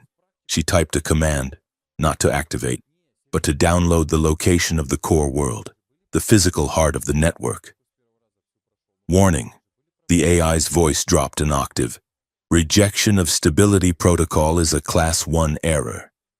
User status, unstable. The lights in the room turned red. Security alert. Unstable governor detected. Containment teams dispatched. Run! Kalen yelled. He grabbed Lyra's hand. They bolted for the door, but the locks slammed shut. Kalen raised his pistol and fired at the control panel. The door sparked and groaned, sliding open halfway.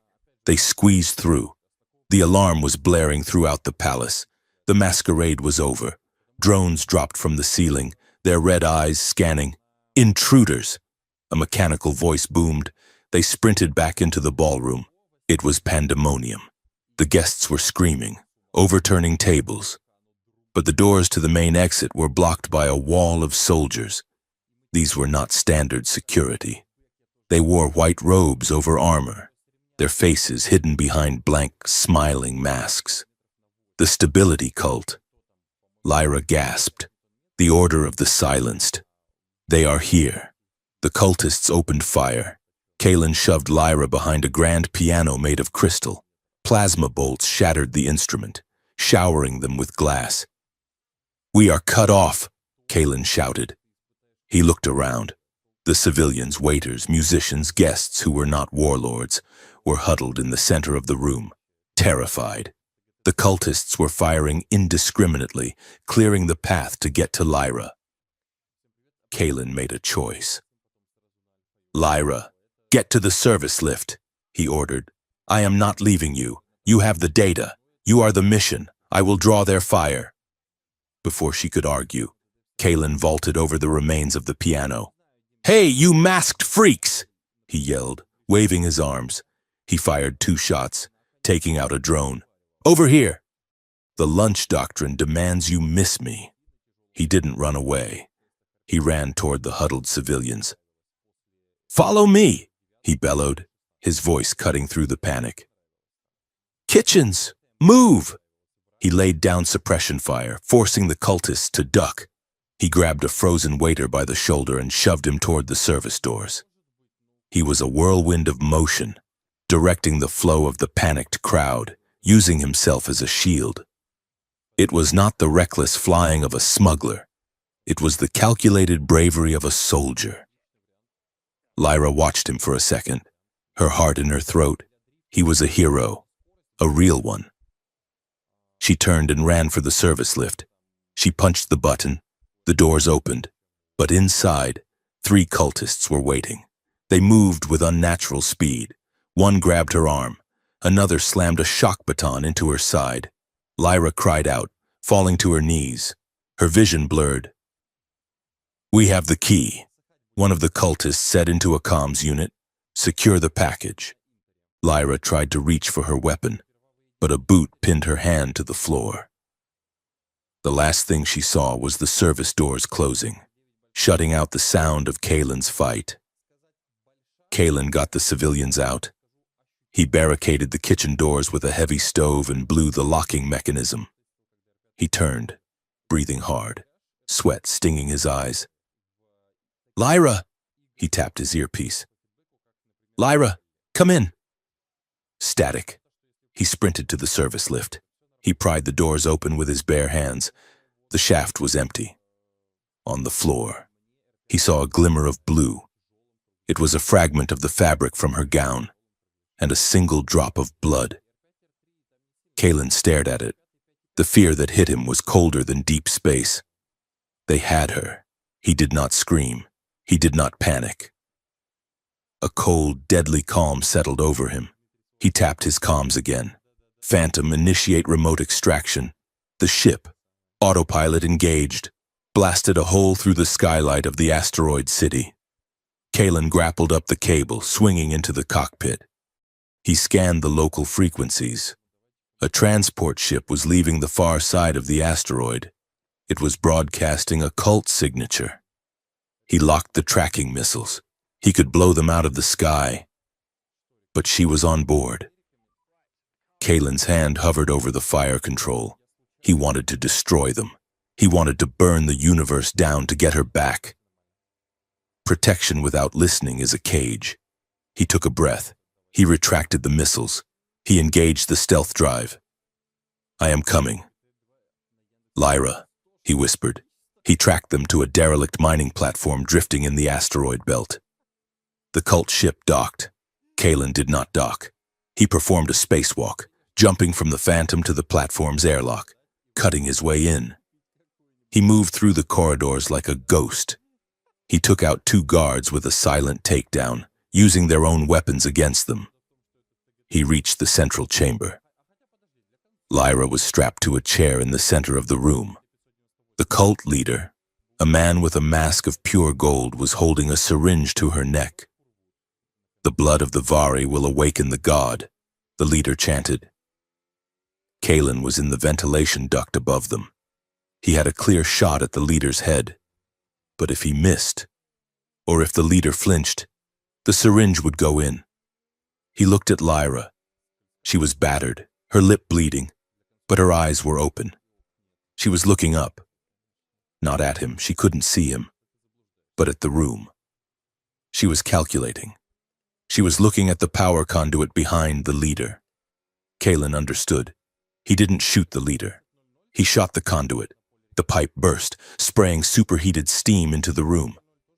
The leader recoiled, screaming as the steam hit his back. Lyra didn't hesitate. She threw her weight backward, tipping the chair over and crushing the hand of the guard behind her. She rolled, grabbed the guard's dropped pistol with her bound hands, and fired blindly into the steam. The shot hit the leader in the leg. He went down. Kalen dropped from the vent. He landed between Lyra and the remaining guards. He didn't look back at her. He trusted her to handle herself. "Cut me loose!" Lyra yelled. Kalen drew a knife and slashed her bonds in one fluid motion, while simultaneously kicking a cultist in the chest. Lyra was free. She stood up, rubbing her wrists. She picked up the pistol properly. "Together?" Kalen asked, raising his weapon. "Together," she said. They cleared the room in 10 seconds of synchronized violence. It was brutal and efficient. When the last cultist fell, the silence returned. They stood amidst the steam and the bodies.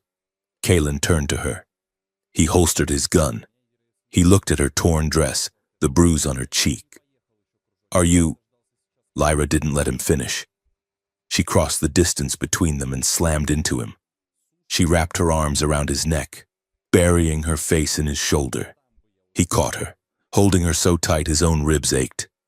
"I thought I lost you," he whispered into her hair. "You came for me," she said, her voice muffled. "You didn't shoot the ship. You waited. I trusted you," he said. Lyra pulled back. She looked at him. Her eyes were fierce, wet with tears, and alive.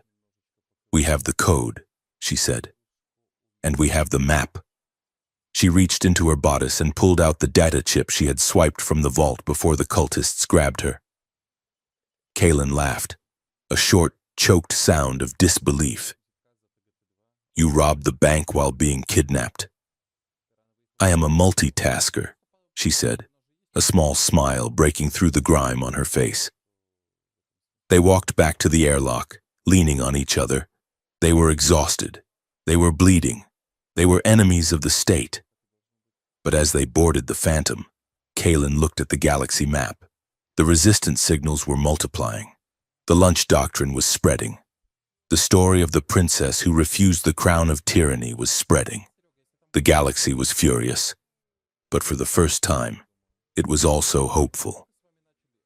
"Next stop?" Kalen asked, strapping into the pilot's seat. Lyra sat beside him. She placed her hand on his arm. "The core," she said. "Let's go end this." The core world, known in the ancient star charts only as Sanctum, was not a planet. It was a Dyson swarm of megastructures, a cage of silver and diamond wrapped around a star that had been artificially dimmed to a twilight glow. Kalen Thorne stared out the viewport of the Phantom. his breath fogging the glass. He had seen the neon canyons of Novus Prime and the storm-racked ruins of Uros. But this was different. This was the architectural corpse of a god. Massive rings, each the size of a continent, slowly rotated around the central star. Between them drifted the sentinels, autonomous defense platforms shaped like obelisks, currently dormant, hanging in the void like jagged teeth. "It is quiet," Kalen whispered. "It is waiting," Lyra replied. She stood at the tactical console, her hands moving across the holographic interface.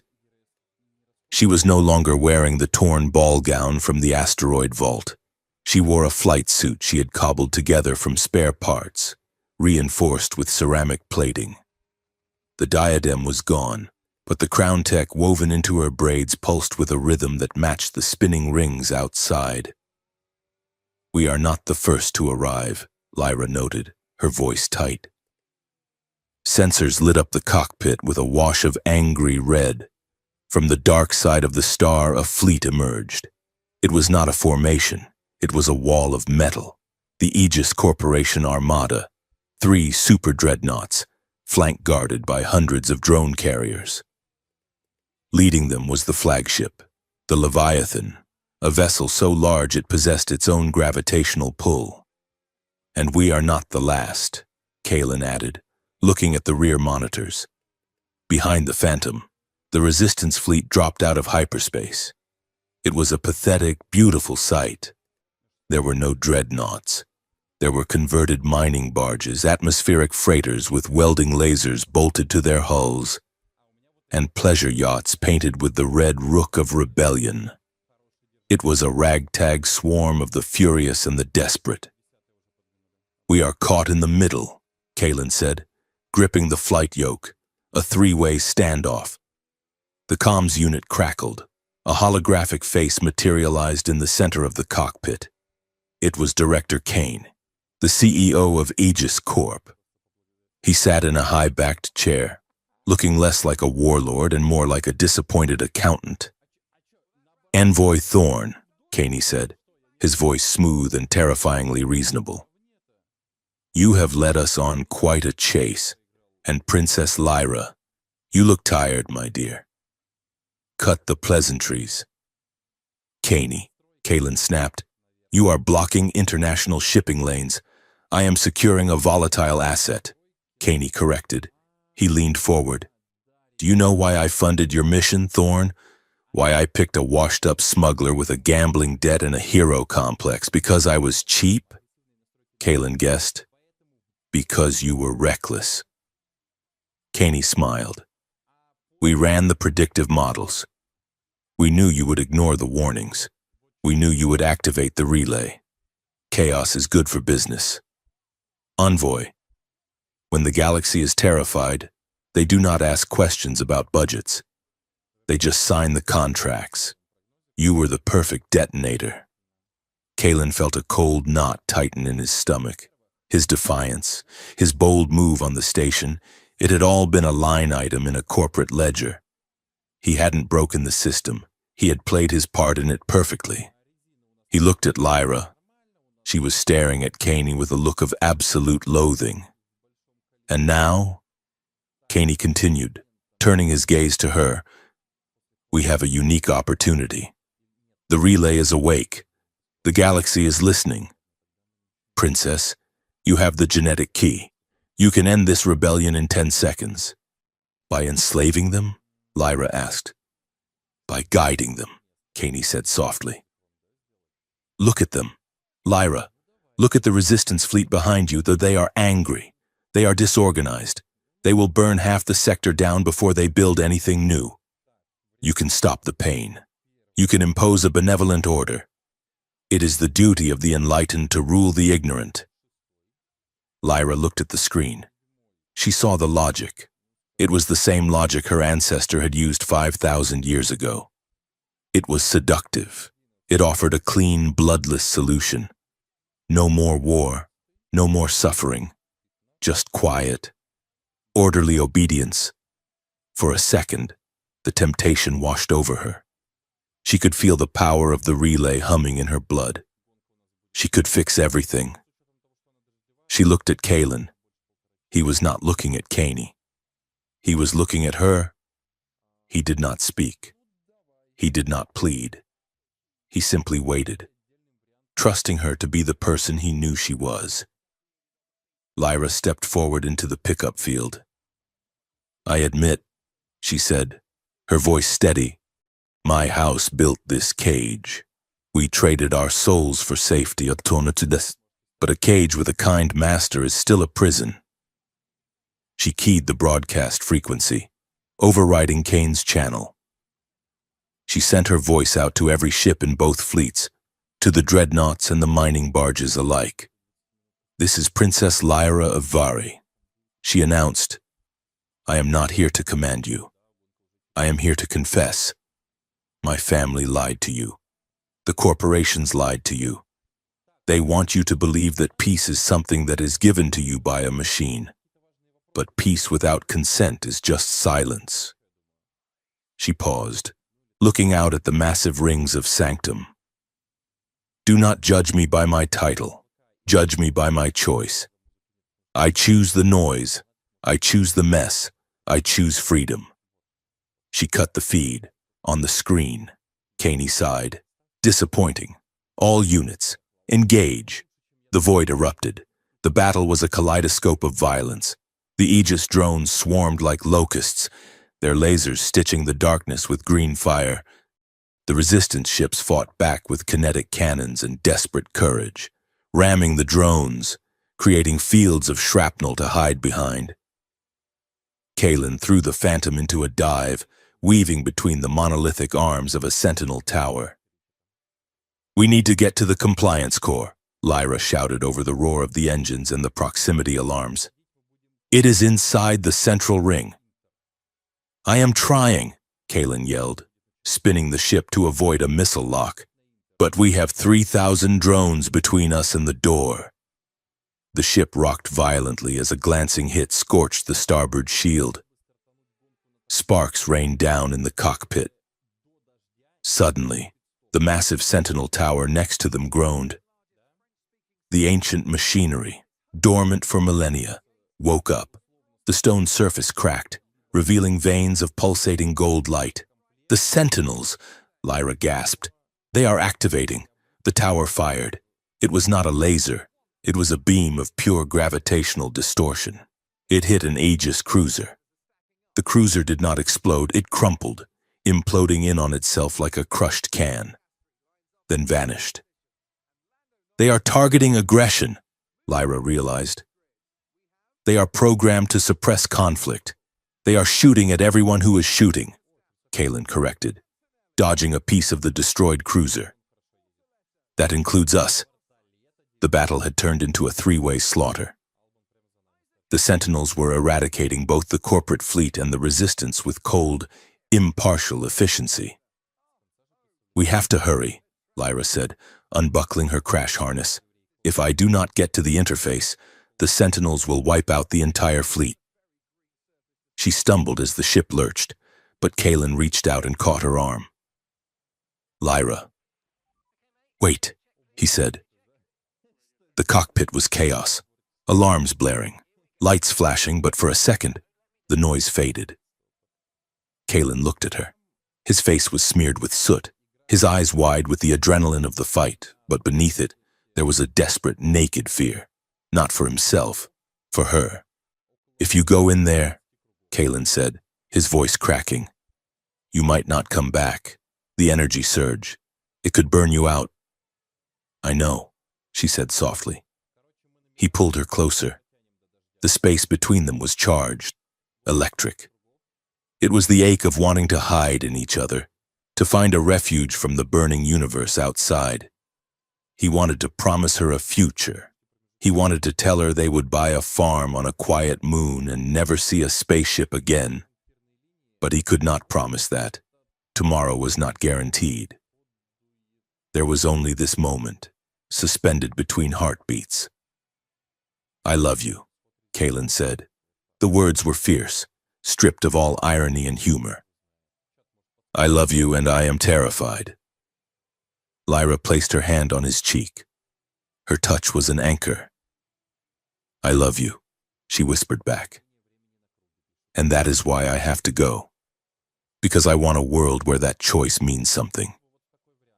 She reached into her flight suit and pulled out a small braided cord of silver wire, a very keepsake she had kept hidden. She wrapped it around his wrist, tying it with a complex, unbreakable knot. In my culture, we do not marry, she said, her eyes locking onto his. We bind. This is the oath of equals. It means I am the other half of your sky. It means I do not lead you, and you do not own me. We fly together. Kalen looked at the silver cord. He swallowed hard, blinking back tears. He reached out and took her hand, pressing his lips to her knuckles. We fly together, he repeated. A massive explosion rocked the ship. Go! Kalen shouted, releasing her. I will keep the drones off your back. Lyra sprinted to the airlock. Kalen flew like a man possessed. He pushed the Phantom beyond its limits, drifting through the gaps in the Sentinel fire, drawing the Aegis drones away from the central ring. Come and get me, you corporate hacks, he screamed into the comms, firing his thrusters to spin the ship 180 degrees, blasting a drone that was tailing him. Inside the central ring, Lyra was running. The architecture was vast, built for beings twice her size. The air was cold and smelled of ozone and ancient dust. She reached the heart chamber. It was a spherical room, the walls lined with millions of crystal memory cores. In the center stood the interface, a throne of light. Lyra stepped up to it. She connected her crown tech. The system seized her mind. Welcome, primary admin. The voice was inside her head. It was loud, overwhelming. The conflict index is critical. The galaxy requires order. Will you accept the crown? A holographic crown materialized above her head. It was not metal. It was pure data. If she put it on, if she accepted the role, she would become the relay. Her mind would be expanded to cover 10,000 sectors. She could stop the battle outside with a thought. She could freeze the guns. She could silence the screams. It was the ultimate power. The power to be a god. Lyra fell to her knees, the weight of the temptation crushing her. She saw the faces of the dying pilots outside. She saw Kalen, fighting for his life. Accept the crown. The system urged. End the pain. Lyra grit her teeth. She remembered the look in Kalen's eyes when he handed her the gun. Freedom is the right to be a mess. She looked at the data streaming through her mind. She saw something else. The relay wasn't just a weapon. It was the backbone of the interstellar law net. It controlled trade routes, banking codes, border definitions. If she destroyed it completely, civilization would collapse, ships would get lost, starving planets would lose their supply lines. It would be a dark age. Kalen's voice echoed in her memory. Destroy the compliance core but preserve the archive. She had to perform surgery on a god. I reject the crown, Lyra screamed, her voice echoing in the physical chamber and the digital realm. Rejection noted. Warning. System instability. I am not a queen, Lyra yelled, typing furiously into the holographic interface, her fingers bleeding. I am an engineer, and I am initiating a system format. She located the compliance protocols, the code responsible for behavioral modification. She isolated it. Warning. Deletion of compliance protocols will result in chaotic autonomy. That is the point, Lyra shouted. She slammed her hand onto the execute command. Deleting. The feedback hit her like a physical blow. Lyra screamed as the golden light of the throne turned a blinding white. Outside, the ring stopped spinning. The sentinels froze mid-fire. Then, The pulse happened. It was not the subtle, creeping silence of the first activation. This was a shock wave. A tsunami of information exploded outward from the core world, faster than light, washing over the fleets, the station, the galaxy. It hit the Leviathan. Director Caney stood on his bridge. He didn't fall. He gasped. Suddenly, he wasn't just seeing his screens. He was seeing the truth. The relay was unlocking the sealed archives. Every lie, every bribe, every secret deal Aegis Corp had made for 500 years was being broadcast directly into the public network. The privacy encryptions dissolved. On the resistance ships, the pilots cheered, not because they were brainwashed, but because their navigation computers suddenly filled with the lost star charts of the old empire. The borders were gone. The trade restrictions were gone. The illegal zones were open. The pulse hit Kalen in the cockpit of the Phantom. He felt a wash of warmth. He felt Lyra. He felt her triumph, her exhaustion, and her love broadcast across the stars. She did it, he whispered, slumping back in his seat. The compliance core dissolved. The mind control frequency died, but the archive remained.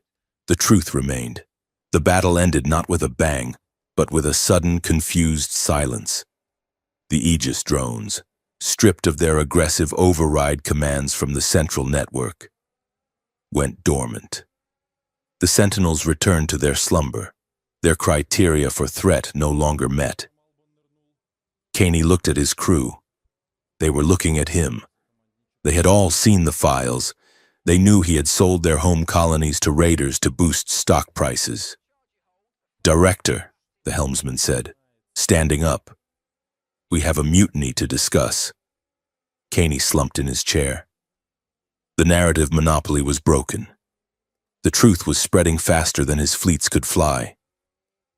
Kalen docked the Phantom at the central ring. He blew the airlock and ran. He found Lyra on the floor of the heart chamber. The light of the throne was dim now, a soft pulsing blue. She was unconscious, her breathing shallow. Her flight suit was scorched. "Lyra." Kalen slid to his knees, lifting her head. Her eyes fluttered open. They were violet, clear, and hers. Did it work?" she rasped. Kalen laughed, tears streaming down his face. He hugged her, burying his face in her neck. "It worked. The guns are silent, and the news feeds. Lyra, it is chaos out there. Beautiful, loud, messy chaos. Everyone knows everything." Lyra smiled weakly. She reached up and touched the silver cord on his wrist. "Good," she whispered. "Now take me home, partner." The aftermath was not a parade. It was a trial, on the megastation of Novus Prime, where it had all began. The grand hall was packed. But this time, the corporate banners were gone. The cult of silence was disbanded, its members wandering the streets, confused but waking up. Director Caney stood in a glass booth, facing a tribunal of miners, farmers, and pilots. The evidence against him was undeniable, written in the stars themselves. Lyra stood at the podium. She did not wear a crown. She wore a simple engineer's tunic. Beside her stood Kalen Thorne, looking uncomfortable in a clean jacket but standing tall. She addressed the galaxy. "We have given you back your history," she said. "We have given you back the truth. What you do with it now is up to you. There are no more kings. There are no more silent gods. There is only us." She stepped down. Kalen took her hand. They walked out of the hall, ignoring the shouting reporters, the flashing cameras, the desperate questions of the politicians who wanted to know who was in charge. "No one is in charge," Kalen muttered to her. "That is going to be a problem." "That is a problem for tomorrow," Lyra said, leaning her head on his shoulder. They reached the docking bay. The Phantom was waiting. It was battered, scorched, and ugly. It was the most beautiful thing they had ever seen. "Where to?" Kaylin asked. Lyra looked at the star map. The borders were gone. The uncharted corridor was open. "Everywhere," she said. They boarded the ship. Kaylin fired the engines. As the ship lifted off, he looked at Lyra. She was adjusting the nav comp, her profile sharp against the starlight. He touched the silver cord on his wrist.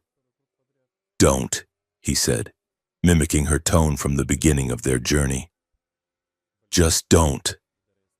Lyra looked at him, puzzled. "Don't what?" "Don't tell me to be careful." He grinned. Lyra laughed. It was a bright, free sound. "I wouldn't dream of it. Envoy." The Phantom blasted out of the dock, turning toward the open sky. Behind them, the galaxy was arguing, fighting, loving, and living, but it was loud. It was messy. It was free. And for the first time in 5,000 years, the stars were not watching in silence. They were listening. The silence that fell over the galaxy after the pulse was not the silence of peace. It was the silence of a deep, collective intake of breath before a scream. For 5,000 years, the interstellar civilization had been built on a foundation of polite fictions. The wars were necessary. The corporations were benevolent. The ancient machines were gods. The pulse, initiated by Princess Lyra in the heart of the core world, had stripped away every encryption key and redaction bar in the known universe. It did not mind control the populace, it simply showed them the receipts. The fury that followed was tectonic. It began on the industrial worlds, where workers realized their pension funds had been funneled into manufacturing the very weapons used to suppress their own strikes. It spread to the fleet academies, where young cadets learned that their patriotic orders were drafted by algorithms designed to maximize ammunition consumption. The galaxy did not want a ceasefire anymore. It wanted a trial. The High Court of the Coalition was convened on the neutral moon of Ethelgard, the same place where Kaylin and Lyra had once danced in disguise. Now, the ballroom was stripped of its velvet and gold. Rows of austere benches replaced the buffet tables. The gallery was packed not with aristocrats but with witnesses, miners from the Rim, engineers from the core, and soldiers who had thrown down their rifles. Princess Lyra stood in the center of the chamber. She did not wear the robes of the House of Vari. She wore a simple suit of gray weave, unadorned by jewels or tech crowns. She looked smaller without the regalia, but her presence filled the room. "We are not here to discuss the legality of the relay." Lyra addressed the panel of judges, comprising representatives from 20 newly liberated sectors. "We are here to discuss the architecture of the lie." She gestured to the prisoner's dock. Director Caney of Aegis Corp sat there, looking diminished. Beside him sat the remnants of the stability cult leadership, stripped of their golden masks to reveal terrified ordinary bureaucrats. "They told you that order required submission," Lyra continued, her voice steady. "They told you that the Vari bloodline was a divine key. It was not. It was a biometric lock on a cage. My ancestors were not gods. They were jailers who were paid well to keep the door shut." She presented the evidence. It was dry, boring, and damning. Bank transfers, email chains, memorandums discussing the acceptable casualty rates to maintain profit margins. Lyra did not spare herself. She detailed her own hesitation in the heart chamber, the temptation she had felt to use the crown. She dismantled the myth of her own nobility. "I am not a savior," she told the silent room. "I am just the woman who finally decided to stop signing the checks." Then it was Kaylin Thorne's turn. The former envoy walked to the stand.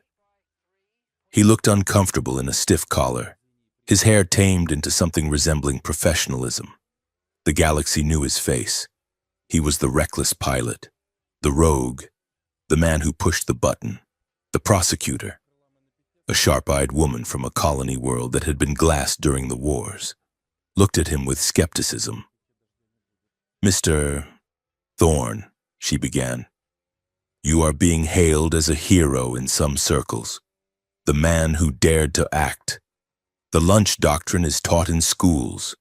Do you consider yourself a hero?" Kalen looked at the camera drones hovering above.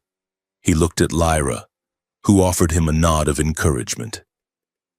"No," Kalen said. The room murmured. "I was not a hero," Kalen said, his voice rougher than Lyra's, lacking her polished cadence. "I was arrogant." He gripped the railing of the stand. "I activated the relay on Station Novus Prime because I thought I was the smartest person in the room.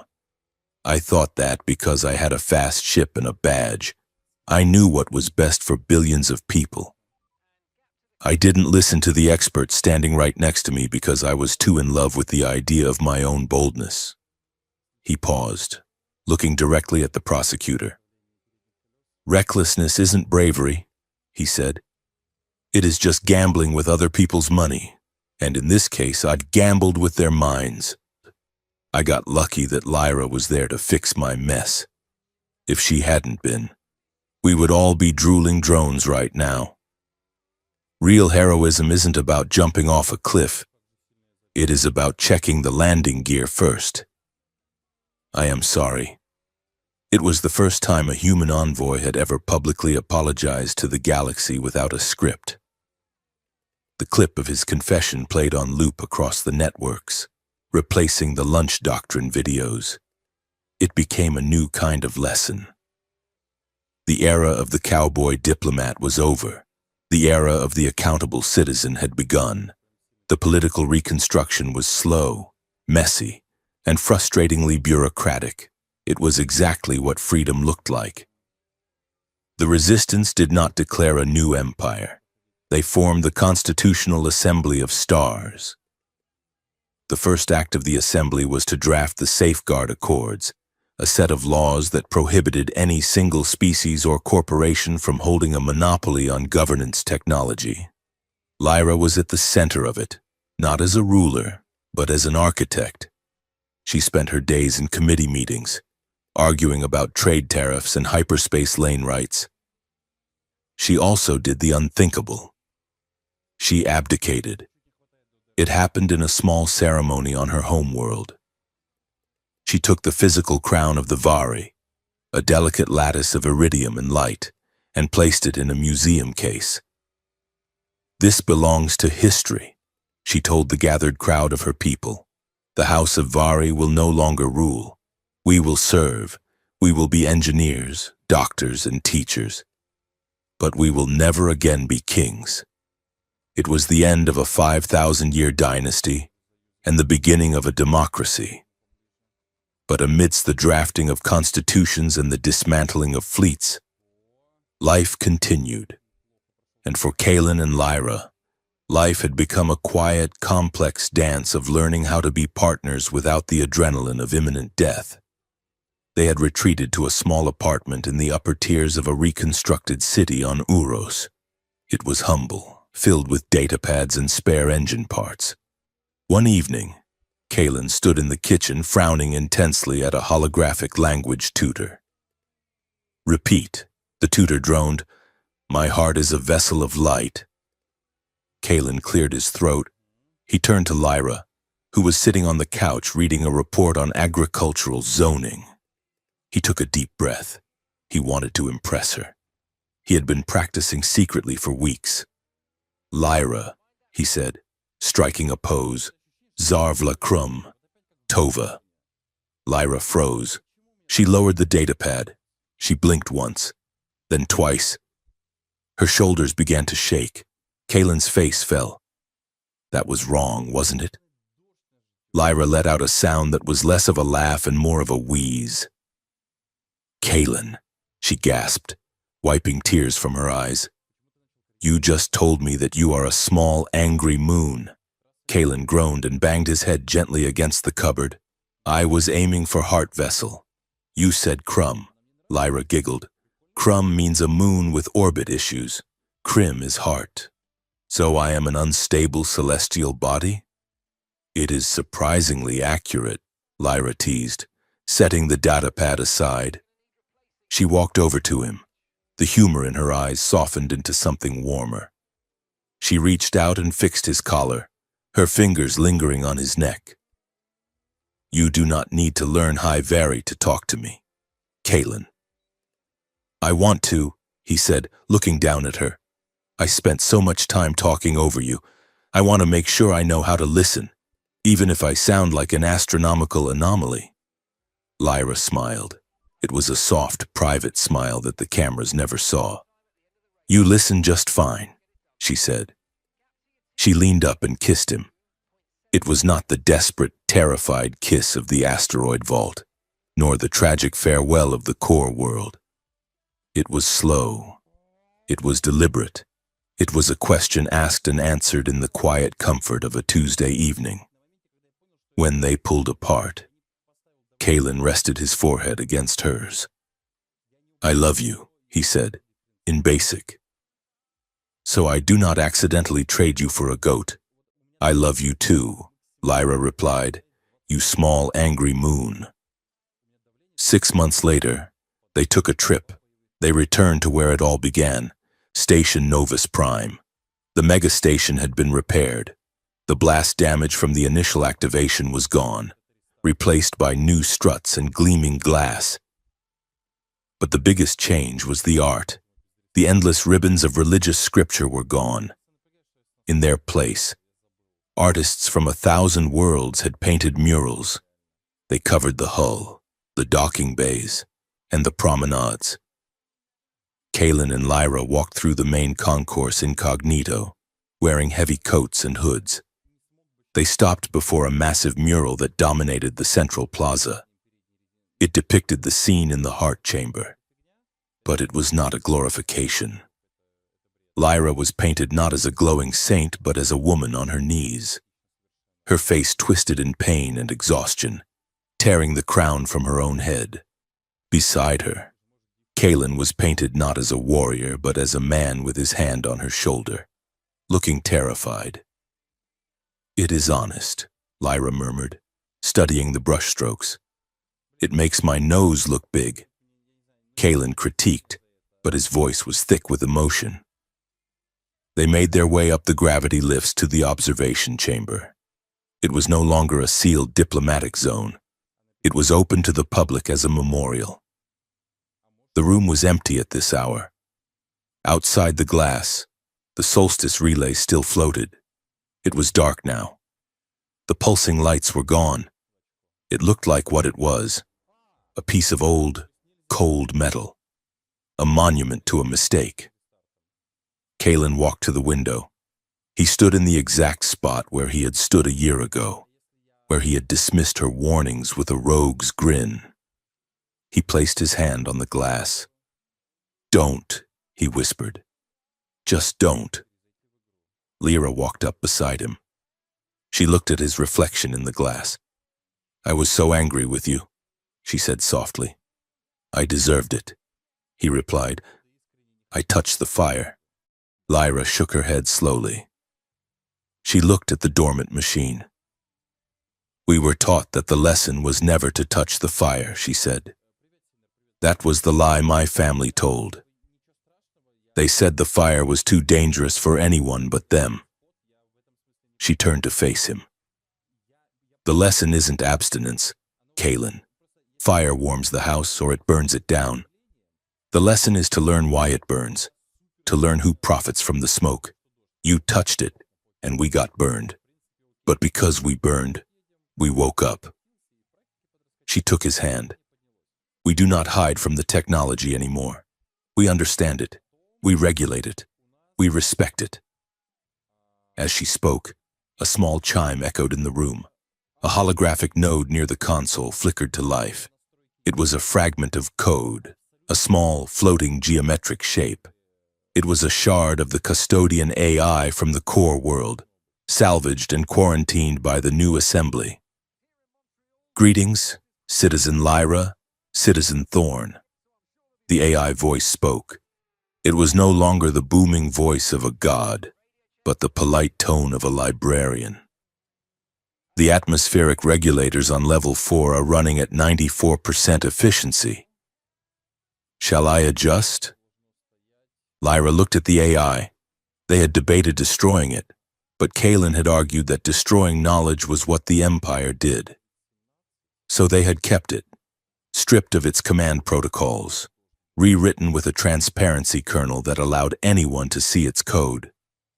Adjust, Lyra commanded, and log the adjustment in the public record. Compliance. The AI chirped. Adjustment logged. Have a pleasant evening. The node deactivated. See? Kalen grinned. It is a glorified thermostat now. Ethical technology. It is a tool, Lyra corrected. Just like the relay. And we are the hands. They stood there for a long time, watching the station traffic. Ships of every shape and size were docking. Freighters, diplomatic shuttles, school transports. There were no blockades, no identity scans looking for genetic purity. So, Kalen said, breaking the silence, the assembly offered me a job. Oh? Lyra raised an eyebrow. Professor of diplomatic history at the Novus Academy, he said, puffing out his chest. Can you imagine? Me, a teacher. You will be terrible at grading papers, Lyra noted. I will be excellent at teaching them what not to do, Kalen countered. I will just point at myself and say, do not be this guy. And you? He asked. What will the former princess do? Lyra looked out at the stars. I have been asked to lead the engineering corps, she said, to dismantle the remaining sentinels and repurpose their power cores for terraforming. We are going to turn weapons into gardens. Kalen smiled. It was a genuine, settled smile. Gardens are good. I like gardens. They turned away from the window, away from the dead relay, and walked toward the exit. They moved with the easy rhythm of two people who had carried the weight of the world together and managed to set it down without breaking their toes. They were not royalty. They were not legends. They were Kalen and Lyra. As they reached the door, Kalen paused. You know, he said, taking her hand, I never did get to finish that dance at the masquerade. Lyra laughed, the sound echoing in the empty chamber. There is no music. Kalen hummed a terrible off-key rendition of the waltz from Ethelgard. He bowed, offering his hand with exaggerated formality. May I have this dance, Citizen Lyra? Lyra rolled her eyes, but she took his hand. You are an idiot, Citizen Thorn. They danced in the silence of the observation deck, spinning slowly under the light of the stars. They stepped on each other's feet. They laughed. They held each other close. Outside, a freighter detached from the dock and burned hard for the outer rim, carrying grain to a world that was no longer starving. A diplomatic cruiser arrived from the Corps, carrying delegates who had been elected, not born. The galaxy was vast, and it was dangerous, and it was loud. But as the ships departed into the freer sky, Kalen and Lyra knew that love alone had not saved it. Love was just the fuel. Listening, truth, and the courage to make a choice. That was the engine. And for the first time in a long time, the engine was running smooth. Kalen spun her one last time, and as she laughed, he whispered into her ear, "Don't stop." And she replied, "I never will."